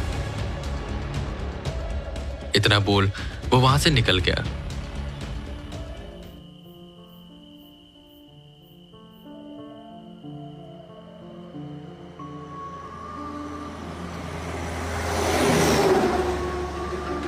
वहीं दूसरी तरफ वेदा और बाकी की पुलिस टीम एक बड़े से ट्रक में थी जो तेजी से कहीं आगे जा रहे थे। उन सबके हाथ बंधे हुए थे और आंखों पर पट्टी थी। मेरे दोस्तों, मुझे माफ करना, मैंने तुम्हें ऐसे बांधा है, पर मैं नहीं चाहता कि तुम में से कोई देखे कि हम कहां जा रहे हैं और कौन से रास्ते पर हैं। हमें सिर्फ वेदा का ही काम है, इसलिए हम बाकी सबको यहां से फेंक देंगे और तुम अपने अपने घर जा सकते हो। फेंक दो इन्हें। इतना बोल जो उसके साथ एक हट्टा कट्टा शख्स खड़ा था, उसने उनकी हथकड़ियां खोली और वेदा को छोड़कर बाकी सभी लोगों को बाहर फेंक दिया। जैसे इंस्पेक्टर दीप उठे और उन्होंने अपनी आंखों से पट्टी हटाई तो वो देखते हैं कि सामने से 3 बड़े बड़े ट्रक जा रहे हैं और वो सब अभी कहां हैं उन्हें समझ नहीं आता। वहीं वेदा बिल्कुल घबराए हुए थे कि ये कौन लोग हैं और उन्हें कहां पर लेकर जा रहे हैं कि वो शख्स बोला, वेदा, बहुत रिसर्च करी तुम्हारे बारे में, तुम्हारी टीम से भी पता लगवाया कि कहां पर हो तुम। तब जाकर तुम्हारी टीम में वो जो एक लड़का है ना, मोहित, उसने हमें बताया कि उसने सपने में देखा वेदा असम के गुफा में है। फिर क्या, हमने हमारी एनर्जी मीटर से पता लगाया तो उस गुफा से काफी नेगेटिव और पॉजिटिव पावर आ रही थी। बस हमें पता चल गया तुम कहां पर हो। पर जो हमने आज देखा उस पर यकीन कर पाना काफी मुश्किल है। तुम्हारे पास बहुत ताकत है और सच में तुम हमारी टीम के सबसे पावरफुल गोस्ट हंटर बनोगे। वेदा बस ये सब सुन रहे थे और उन्हें कुछ भी समझ नहीं आ रहा था कि वो क्या जवाब दें और क्या करें। उनके पास बस एक ही रास्ता था कि वो चुपचाप बैठे रहें और देखें कि आगे क्या होगा।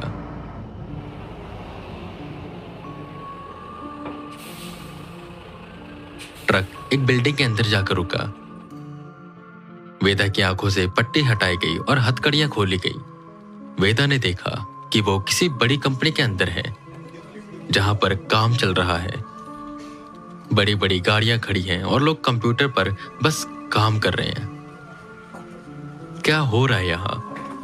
वो ये सब समझ नहीं पा रहे थे कि वो शख्स वेदा को एक हॉल में लेकर गया जहां पर प्रेसिडेंट बैठे हुए थे और उनके साथ साथ और भी काफी लोग थे जो देखने में काफी पावरफुल लग रहे थे और उनकी एनर्जी भी काफी ज्यादा थी और पॉजिटिव भी। आओ वाइस प्रेसिडेंट डी, मुझे भरोसा था कि तुम वेदा को कहीं से भी ढूंढ कर लेकर आओगे। वो कोट पैंट वाला शख्स कोई और नहीं, वाइस प्रेसिडेंट डी था। वेदा एक उलझन में फंस गई और ये सोचने लगे कि वो क्या करें और कैसे बचकर यहां से निकले।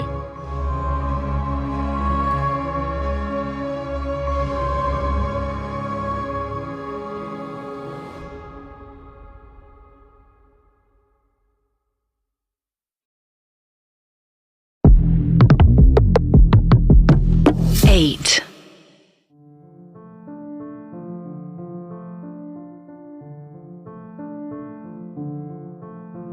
हॉल में तरह तरह के लोग बैठे हुए थे, जिसमें सबसे आगे बैठे थे प्रेसिडेंट और साइड की सीट्स पर कुछ और शख्स थे जो कोट पैंट पहने हुए बैठे थे और बस वेदा को देख रहे थे।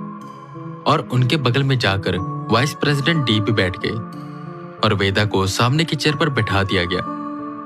वेदा को वहां पर तरह तरह की पावर फील हो रही थी, पर सबसे ज्यादा एनर्जी जो उन्हें फील हो रही थी वो उन्हें हो रही थी अपने सामने से, जहां पर प्रेसिडेंट बैठे हुए थे।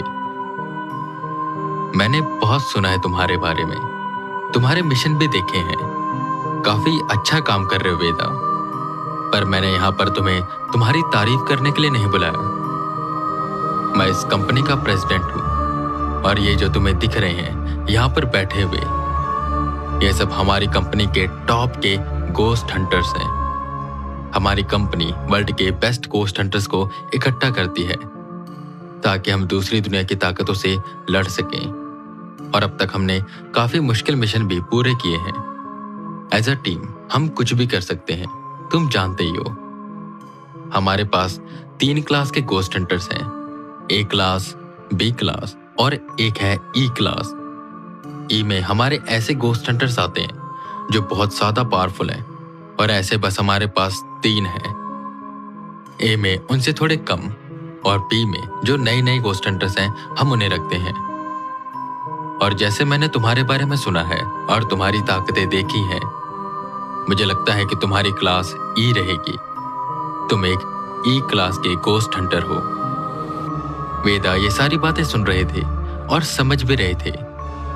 शायद जो उस गुफा में आए थे और उन स्पिरिट से लड़ रहे थे वो इनके ए क्लास के गोस्ट हंटर्स थे, पर आखिर इनको वेदा से क्या चाहिए वो ये समझ नहीं पा रहे थे कि प्रेसिडेंट ने वाइस प्रेसिडेंट डी की ओर इशारा किया, जिस पर उठा और उसने एक फाइल वेदा को दी। वेदा, तुम इस फाइल को देखो। पिछले महीने जर्मनी से हमारे पास एक मिशन आया था। वहां की अथॉरिटीज का कहना था कि एक जंगल है जहां पर सब लोग पिकनिक मनाने जाते थे, पर पिछले 3 महीने से वहां पर लोग गायब हो रहे हैं और उनके साथ क्या हो रहा है उन्हें ज्यादा कुछ पता नहीं चल रहा। उन सब विक्टिम में से कोई एक बचकर आया जो कह रहा है कि वहां पर मॉन्स्टर्स हैं। उसके बाद जर्मनी के अथॉरिटीज ने हमें यह मिशन दिया और हमने हमारी ए क्लास की टीम को भेजा, पर वो फेल रही। उनका कहना है कि उन्होंने वहां पर ऑर्क्स देखे जिन्होंने उन पर हमला किया, और उनकी फोटो तुम फाइल में देख सकते हो। वेदा उस फाइल को अच्छे से देख रहे थे और उन्होंने उस फोटो को भी देखा जिसमें कुछ बड़े बड़े क्रिएचर्स थे जो आधे ह्यूमन और आधे पिग लग रहे थे। सॉरी, मैं आपको बीच में रोक रहा हूं, पर ये ऑर्क क्या होता है? ये किसी तरह का भूत है क्या? वेदा ने पूछा, जिस पर सब एक दूसरे की तरफ देखने लगे। क्या तुम्हें यह नहीं पता कि ऑर्क्स कौन होते हैं? उन सब में बैठे एक शख्स ने पूछा, जिस पर वेदा नाम में जवाब देते हैं। और वो सब हंसने लगे। प्रेसिडेंट उन्हें शांत रहने को कहते हैं और अपनी बात को आगे बढ़ाते हैं। वेदा, ये एक तरह के क्रिएचर्स होते हैं जो दूसरी दुनिया में रहते हैं। जब एंजल और डेविल की लड़ाई हुई थी तब इन्हें अंधेरे की दुनिया में कैद कर दिया गया था, पर ना जाने ये सब वहां से कैसे निकल गए और इंसानी दुनिया में आ गए। बाकी वेदा, वाइस प्रेसिडेंट तुम्हें एक बुक देंगे जिसमें इन सब के बारे में डिटेल में लिखा गया है, कितने क्रिएचर्स हैं और इनकी क्या हिस्ट्री है, सब कुछ। तुम इसे पढ़ लेना। वेदा को थोड़ी थोड़ी उनकी बातें समझ आई। ठीक है, पर वैसे आपको मुझसे चाहिए क्या? वेदा बीच में टोकते हैं। सब थोड़ी देर के लिए शांत हुए, जिस पर प्रेसिडेंट बोले, हम ये चाहते हैं कि तुम हमारे साथ काम करो। हम तुम्हें अच्छी सैलरी देंगे और सब सुविधाएं भी देंगे, और अगर एक पावरफुल टीम के साथ रहोगे तो तुम्हारा रिस्क भी कम रहेगा। वेदा कुछ देर सोचते हैं। वेदा, आराम से सोचो, हमें कोई जल्दबाजी नहीं है। आज की रात तुम यहीं पर रुको, सब चीजें देख लो और कल हमें अपना फैसला बता देना। सब उठकर जाने लगे और वाइस प्रेसिडेंट डी वेदा को एक कमरे की ओर लेकर गए। उस जगह पर काफी पॉजिटिविटी थी और लोगों की पावर वो फील कर पा रहे थे। कुछ कम थी तो कुछ ज्यादा। जो ज्यादा थी वो शायद ए क्लास के गोस्ट हंटर थे, और जिनकी थोड़ी कम थी वो शायद बी क्लास वाले थे। खैर, वेदा जिस कमरे में ठहरने वाले थे, वाइस प्रेसिडेंट डी उन्हें वो कमरा दिखाते हैं और वहां से चले जाते हैं। वो बस बैठे बैठे यही सब सोच रहे थे कि उन्हें क्या करना चाहिए कि उतनी देर में एक सायरन बजा।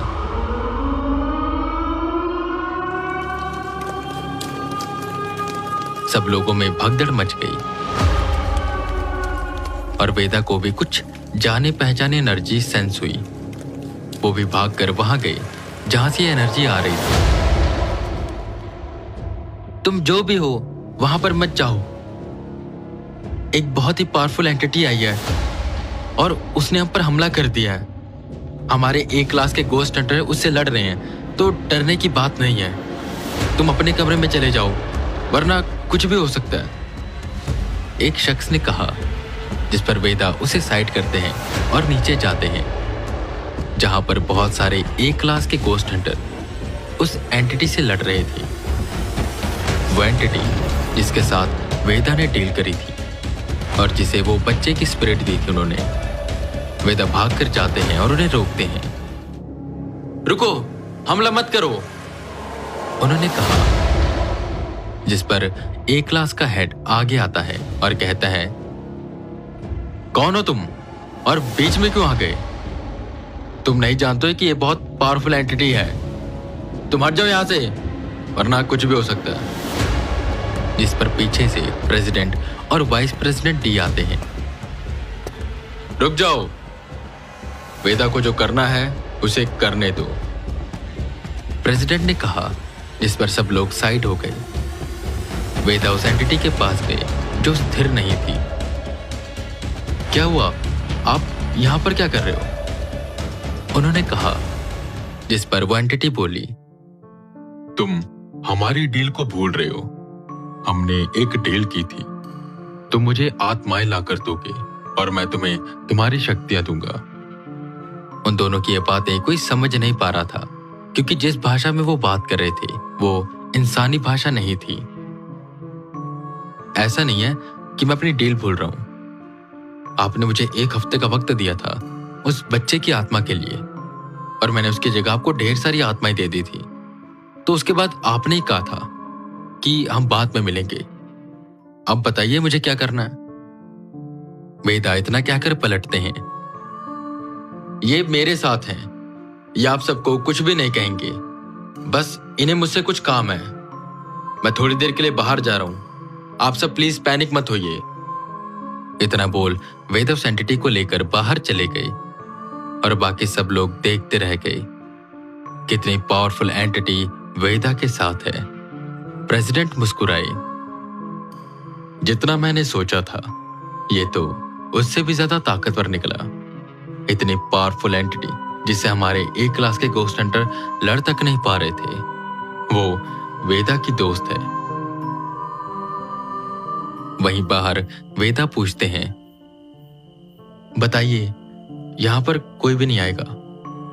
जिस पर वो एंटिटी वेदा के पास आती है और कहती है, वेदा, मुझे छलावा चाहिए, और छलावा भी ऐसा वैसा नहीं, बल्कि सबसे शक्तिशाली और पुराना छलावा। और अगर तुम मुझे वो लाकर दोगी तो उसकी कुछ ताकतें मैं तुम्हें भी दे दूंगा, जिससे तुम्हारी शक्तियां और भी ज्यादा बढ़ जाएंगी। वेदा सुनकर काफी खुश हुए। उन्होंने हामी भरी, जिस पर वो एंटिटी वहां से चली गई और वेदा ने मोहित को फोन मिलाया।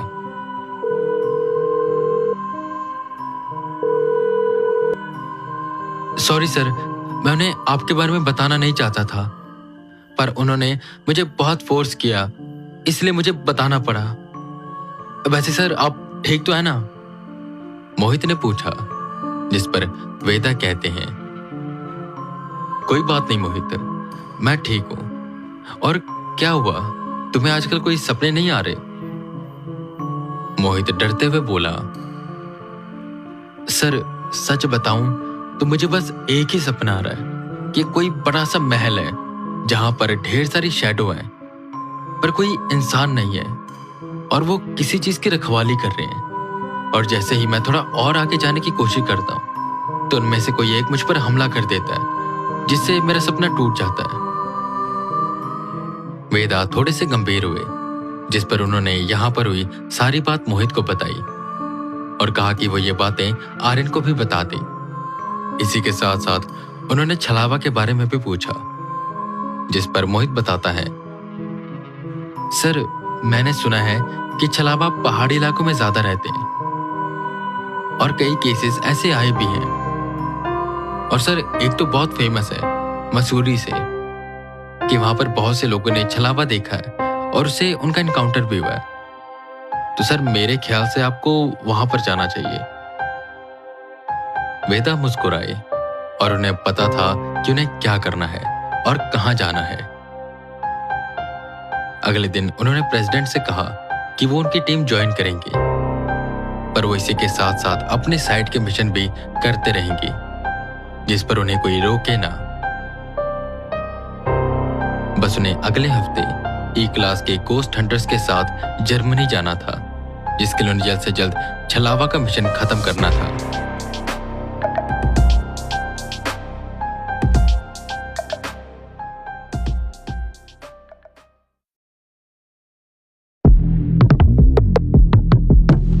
Eight.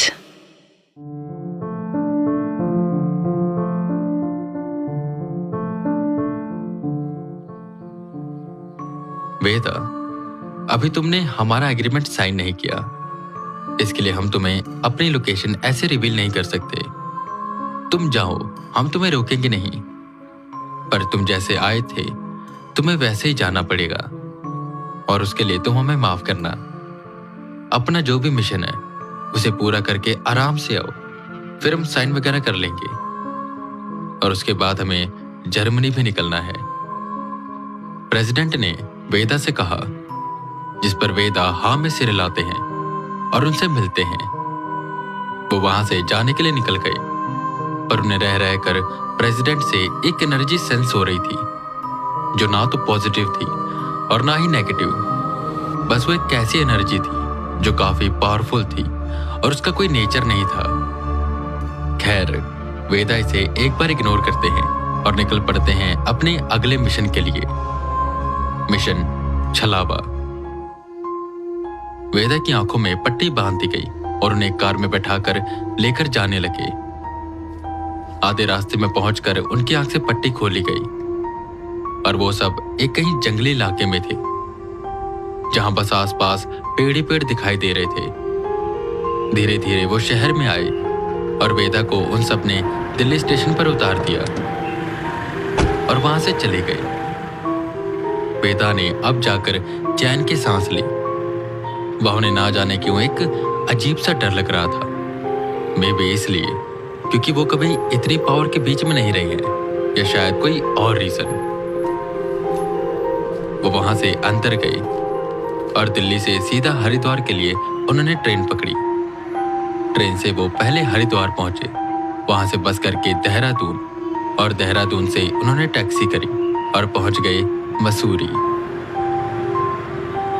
एक बात तो मानने वाली थी कि मसूरी एक बहुत सुंदर जगह है, घूमने फिरने वालों के लिए परफेक्ट स्पॉट। एक तरह से ये उनके लिए वेकेशन की तरह था। बगल के होटल में जाकर उन्होंने खुद के लिए एक कमरा बुक करवाया 2 दिन के लिए, क्योंकि 2 दिन के अंदर ही उन्हें उस छलावा को पकड़ना था और उस एंटिटी को देखकर सीधा वापस से दिल्ली जाना था, जहां से वो जर्मनी जाते ई क्लास के गोस्ट हंटर्स के साथ। खैर, वो ऑनलाइन स्टोरीज पढ़ रहे थे जिसमें छलावे की कहानियां थी, और खासकर उन लोगों की जिन्होंने मसूरी में छलावा देखे थे। काफी अलग अलग तरह की कहानियां थी। छलावा ज्यादा ताकतवर नहीं होते, पर हाँ, वो छल करने में बहुत तेज होते हैं। किसी का भी रूप लेकर वो हमारे सामने आते हैं और छल से हमें मारने की कोशिश करते हैं। पर वेदा के सामने ऐसे छल कर पाना मुश्किल था। वेदा इतना तो जानते थे कि वो उस छलावा को आसानी से पकड़ लेंगे, पर यहां पर चैलेंज ये था कि उन्हें छलावा तो पकड़ना था, पर ऐसा वैसा नहीं, पुराना और ताकतवर छलावा जो कहां मिलेगा उन्हें पता नहीं था। जैसे ही वो रूम में पहुंचे वो सो गए, क्योंकि पूरी रात उन्हें जागना था और छलावे को ढूंढना था। रात हुई, सब अपने अपने रूम में चले गए, शॉप्स बंद हो गई और सड़क एक तरह से सुनसान हो गई। वेदा निकले और छलावा ढूंढने लगे, पर छलावा को छोड़कर उन्हें बाकी की स्पिरिट्स दिखाई दे रही थी, चुड़ैल, पिशाच, ये सब जिन्हें वेदा आराम से हरा देते हैं और आगे बढ़ते रहते हैं। तभी उन्हें एक छलावा दिखाई देता है जो अपना भेष बदलकर उनके पास आया। वो वेदा को पहाड़ की चोटी की तरफ लेकर जाने लगा। वेदा समझ गए थे कि एक छलावा है, पर वो इतना पावरफुल नहीं था। पहाड़ी की चोटी पर जाकर वेदा ने उसे घेर लिया। वो छलावा एकदम से डर गया। छलावा की एक सबसे बड़ी पहचान है कि वो आपसे नजरें चुराएगा, और वो वही कर रहा था, नजरें चुरा रहा था। और नजरें चुराने का असली मकसद ये था कि सामने वाला उसकी आंखों में ना देख सके, वरना उसे पता चल जाएगा कि ये छलावा है, क्योंकि छलावा की आंखों में इंसान का रिफ्लेक्शन उल्टा दिखाई देता है। सुन, मैं तुझे कुछ नहीं करूंगा, बस तू मुझे इतना बता दे कि यहाँ पर सबसे शक्तिशाली छलावा कौन है और मुझे कहाँ पर मिलेगा। छलावा कुछ बोल नहीं रहा था, बस डर रहा था और भागने को रास्ता देख रहा था, जिस पर वेदा ने उसे पकड़ा। वो छलावा डर से चिल्लाने लगा, अबे चुप, बता मुझे कहां पर मिलेगा वो। जिस पर डर कर वो छलावा बोला, वो कैंपटी फॉल पर रहते हैं। रात के समय अगर आप वहां पर सिगरेट पियोगे तो वो आपके पास वो सिगरेट मांगने आएंगे और फिर छल से आपको कहीं लेकर जाएंगे ताकि वो आपको मार सके। बस मुझे इतना ही पता है, अब आप मुझे जाने दीजिए।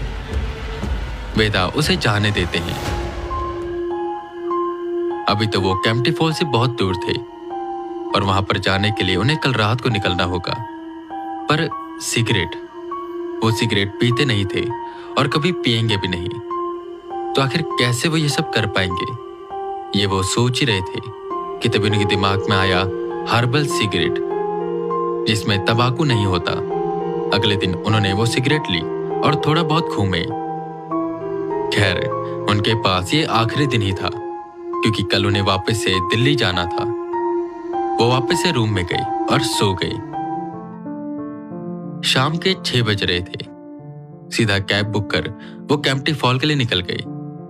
हालांकि कैब वाले मना कर रहे थे कि इस वक्त वहां पर जाकर कोई फायदा नहीं है, पर वेदा नहीं मानते।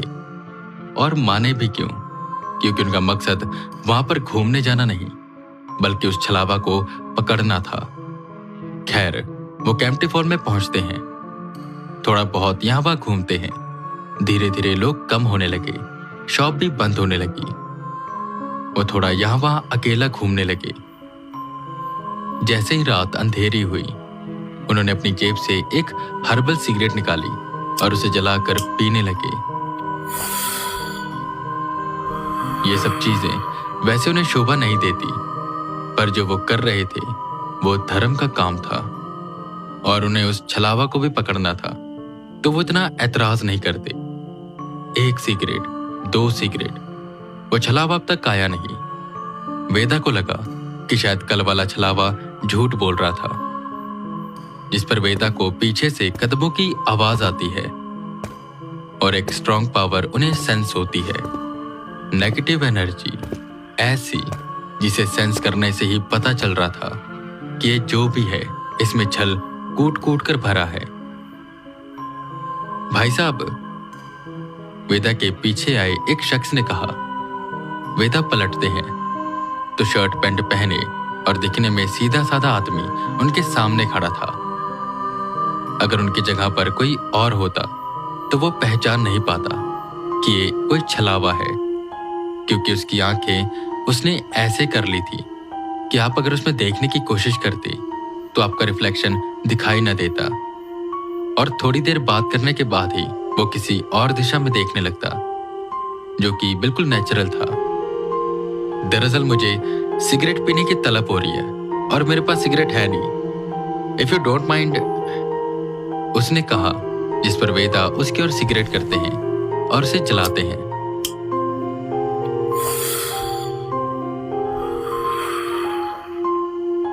वैसे कहां से आए हो आप और इतनी रात को यहां पर क्या कर रहे हो? सिगरेट का एक कश लेते हुए वो शख्स बोला। वेदा भी एक कश लेते हैं और कहते हैं, मैं यहीं हरदोई से आया हूं, बस यहां पर घूम रहा हूं। जब तक मैं यहां पर आया तब तक शाम हो गई और अब रात। कोई कैब वाला आसपास है नहीं, तो बस यहां वहां भटक रहा हूं। देख रहा हूं शायद कोई ऐसी जगह मिल जाए जहां पर मैं रात को भी घूम सकूं। वो शख्स वेदा को अपने साथ चलने का इशारा करता है और आगे बढ़ने लगता है। वेदा उस शख्स के पीछे पीछे जाते हैं। वैसे मैं तुम्हें एक राज की बात बताऊं, मैं एक रिसर्चर हूं और बहुत सी जगहों पर जाकर रिसर्च करता हूं। 1 हफ्ते से मैं यहां पर हूं और मुझे यहां पर एक ऐसी जगह मिली है जहां पर खजाना है। एक राजा था, उन्होंने मुगलों से बचाने के लिए अपना खजाना यहां पर छुपा दिया था और वो जगह मुझे मिल चुकी है, पर उस खजाने को निकालने के लिए 2 लोग चाहिए। अगर तुम मेरी मदद कर सको तो आधा हिस्सा मैं तुम्हें दे दूंगा, क्या बोलते हो? उस छलावे ने लालच से वार किया। अगर कोई और होता तो फंस जाता, क्योंकि जिस वे में वो बोल रहा था ऐसा लग रहा था कि वो सच कह रहा है और एक रिसर्चर है। वेदा हाँ में जवाब देते हैं और उसके पीछे पीछे जाते रहते। वो वेदा को कैंपटी फॉल में जहां झरने हैं उसके सबसे नीचे वाली जगह पर लेकर गया। वहां पर एक नदी थी। उस नदी की ओर इशारा करते हुए बोला, ये रहा खजाना, तुम ऐसा करो पानी के अंदर जाओ और ये सब निकाल कर मुझे दो, मैं यहां पर रखता हूं। चाहे वो कितना भी इंसान बनने की कोशिश कर रहा हो, पर था तो वो एक छलावा ही। वेदा ने पानी में देखा तो सतह पर ही सोने, जेवरात ये सब तैर रहे थे। वेदा खड़े होकर ये सब देखने लगे। उस छलावे ने कहा कि पानी में जाओ, जिस पर वेदा बहस करने लगते हैं कि वो पानी में नहीं जाएंगे, बल्कि वो पानी में जाए। वो दोनों ऐसे ही कर रहे थे। उस छलावे का सब्र का बांध टूटने लगा और उसने अपना असली रूप दिखाया। उसकी ताकत एकदम से बढ़ गई। उसने वेदा को धक्का देने की कोशिश करी, पर क्योंकि वेदा इतने पावरफुल थे, उन्होंने उस छलावे को पकड़ा और उठाकर फेंक दिया। छलावा डर कर भागने लगा तो उन्होंने उसके इर्द गिर्द अपना घेरा बनाया और दिया जलाकर उसे तुरंत कैद कर लिया। यह तो जितना सोचा था उससे भी आसान था। मन में बोल वेदा उस एंटिटी को याद करते हैं, उसका आवाहन करते हैं, जिस पर थोड़ी देर बाद वो एंटिटी उनके पास आ गई। वेदा ने उस एंटिटी को वो छलावा दिया, जिस पर उस एंटिटी ने वेदा को एक ऐसी पावर दी कि वो अगर किसी भी निर्जीव चीज को छुएंगे तो वो उसका रूप ले लेंगे, और ये रूप तब तक रहेगा जब तक वो उस निर्जीव चीज को छू कर रखेंगे। एक बार उन्होंने अपना हाथ हटाया तो वो वापस से अपने रूप में आ जाएंगे। ये एक अच्छी ताकत थी जो वेदा की काफी मदद कर सकती थी। वेदा उस एंटिटी का शुक्रिया अदा करते हैं और चले जाते हैं अपने रूम की ओर। अब उन्हें सीधा दिल्ली के लिए निकलना था ताकि वो अगले हफ्ते जा सकें जर्मनी उन ओक से लड़ने।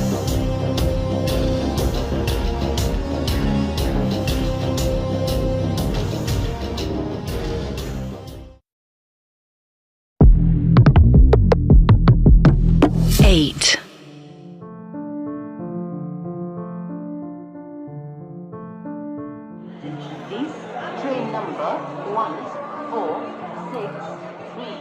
वेदा हरिद्वार के रेलवे स्टेशन पर खड़े थे। मसूरी से वो सीधा देहरादून गए और देहरादून से सीधा हरिद्वार। उनकी ट्रेन रात की थी। वो बस ट्रेन के आने का इंतजार कर रहे थे, पर ट्रेन आधा घंटा लेट थी। वो यहाँ वहाँ टहलते हुए बस ट्रेन के आने का वेट कर रहे थे और सोच रहे थे उस पावर के बारे में जो उन्हें मिली थी।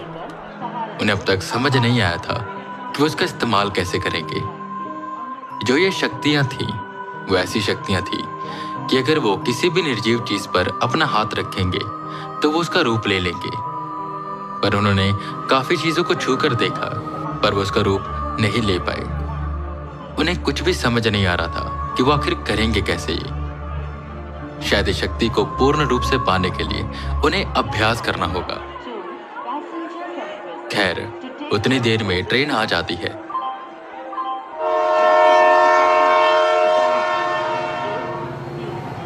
वो अपना बैग उठाकर ट्रेन में बैठ जाते हैं और कुछ देर बाद ही ट्रेन हरिद्वार के स्टेशन से रवाना हो जाती है।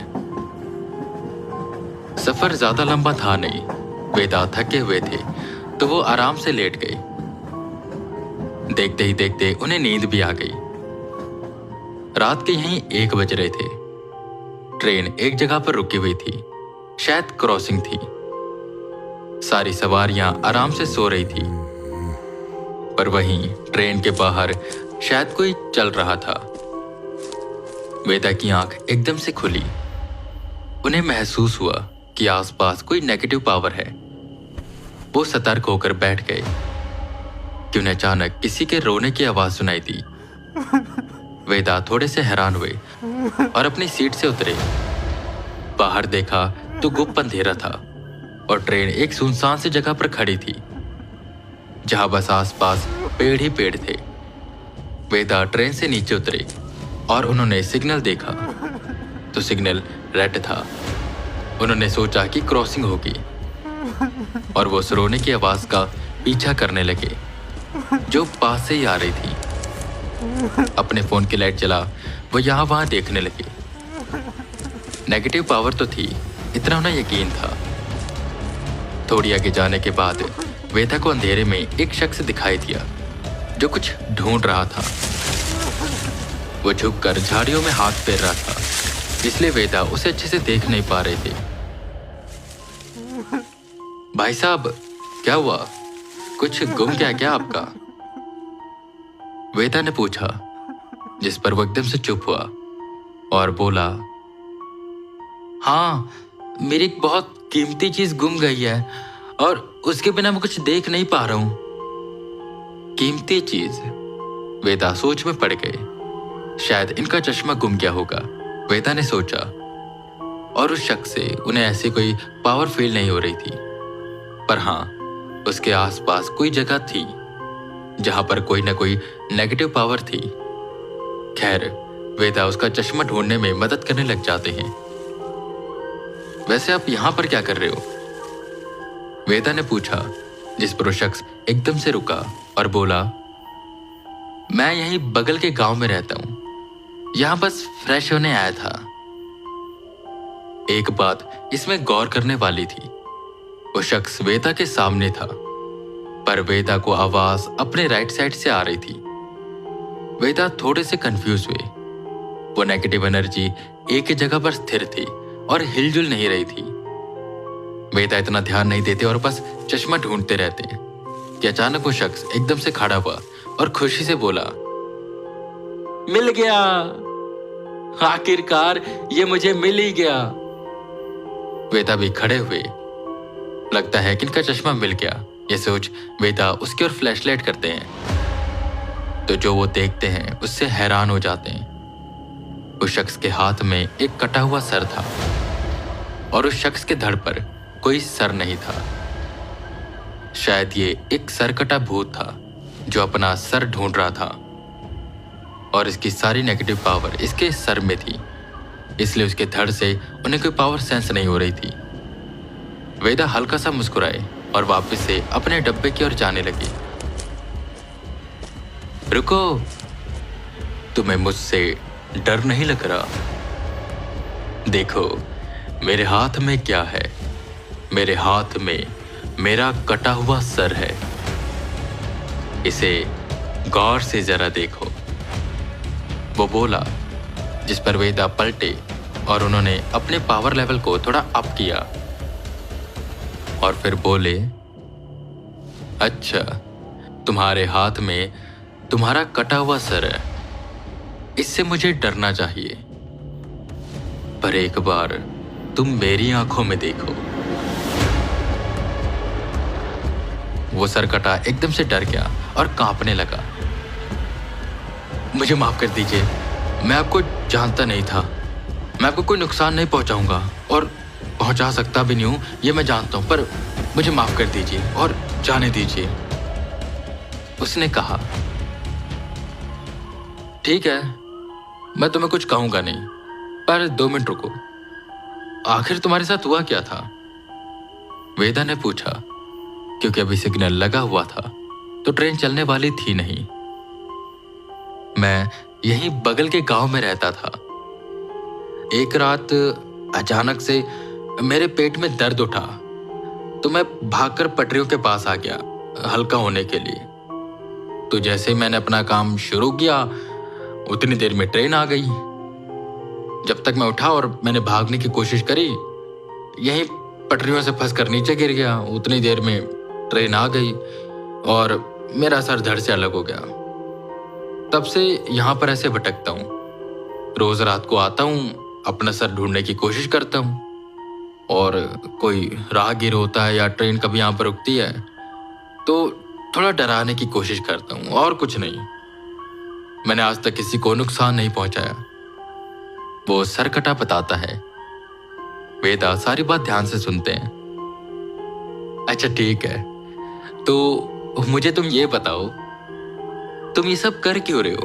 तुम्हें क्या डराने में कोई मजा आ रहा है? और तुम इतनी अच्छी मौत मरे हो। मुझे एक बात बताओ, तुम्हें मुक्ति चाहिए? अगर तुम्हें मुक्ति चाहिए तो मैं तुम्हें मुक्ति दे सकता हूं।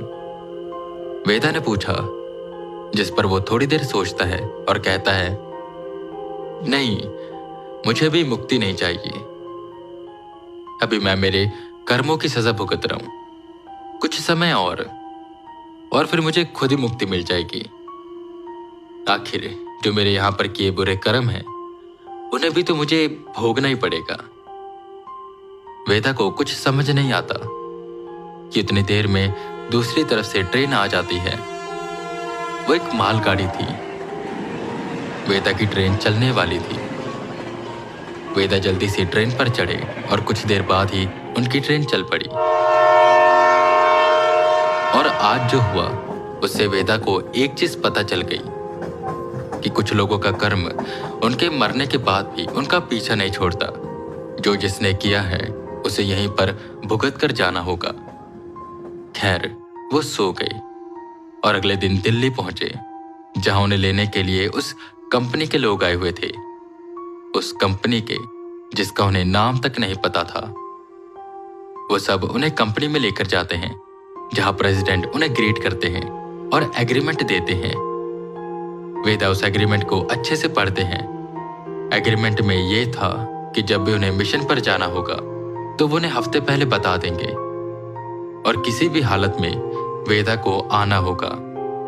ज्यादा रिस्क वाला मिशन होगा तो पे ज्यादा मिलेगी और इस कंपनी का नाम और लोकेशन वो किसी को नहीं बता सकते। और यहाँ तक कि जो कंपनी में लोग हैं और जो अथॉरिटीज हैं उनके नाम भी हम नहीं ले सकते। सबका अपना अपना एक कोड नेम है। वेदा उस पर साइन कर देते हैं और वेदा को एक नया नाम मिलता है, नाम मिस्टर वी, और कंपनी का नाम था व्हाइट वर्ल्ड होप यानी WWH, और लोकेशन नियर दिल्ली थी। जो चीजें उन्हें पता चल जानी चाहिए थी वो उन्हें पता चल चुकी थी। वेदा को खास तरह के कपड़े दिए गए और कुछ हथियार भी, और साथ ही साथ उन्हें उनकी टीम के साथ मिलवाया गया। प्लान में कुछ चेंजेस आ गए थे। अब एक नहीं बल्कि 3 टीम जाने वाली थी। एक टीम E क्लास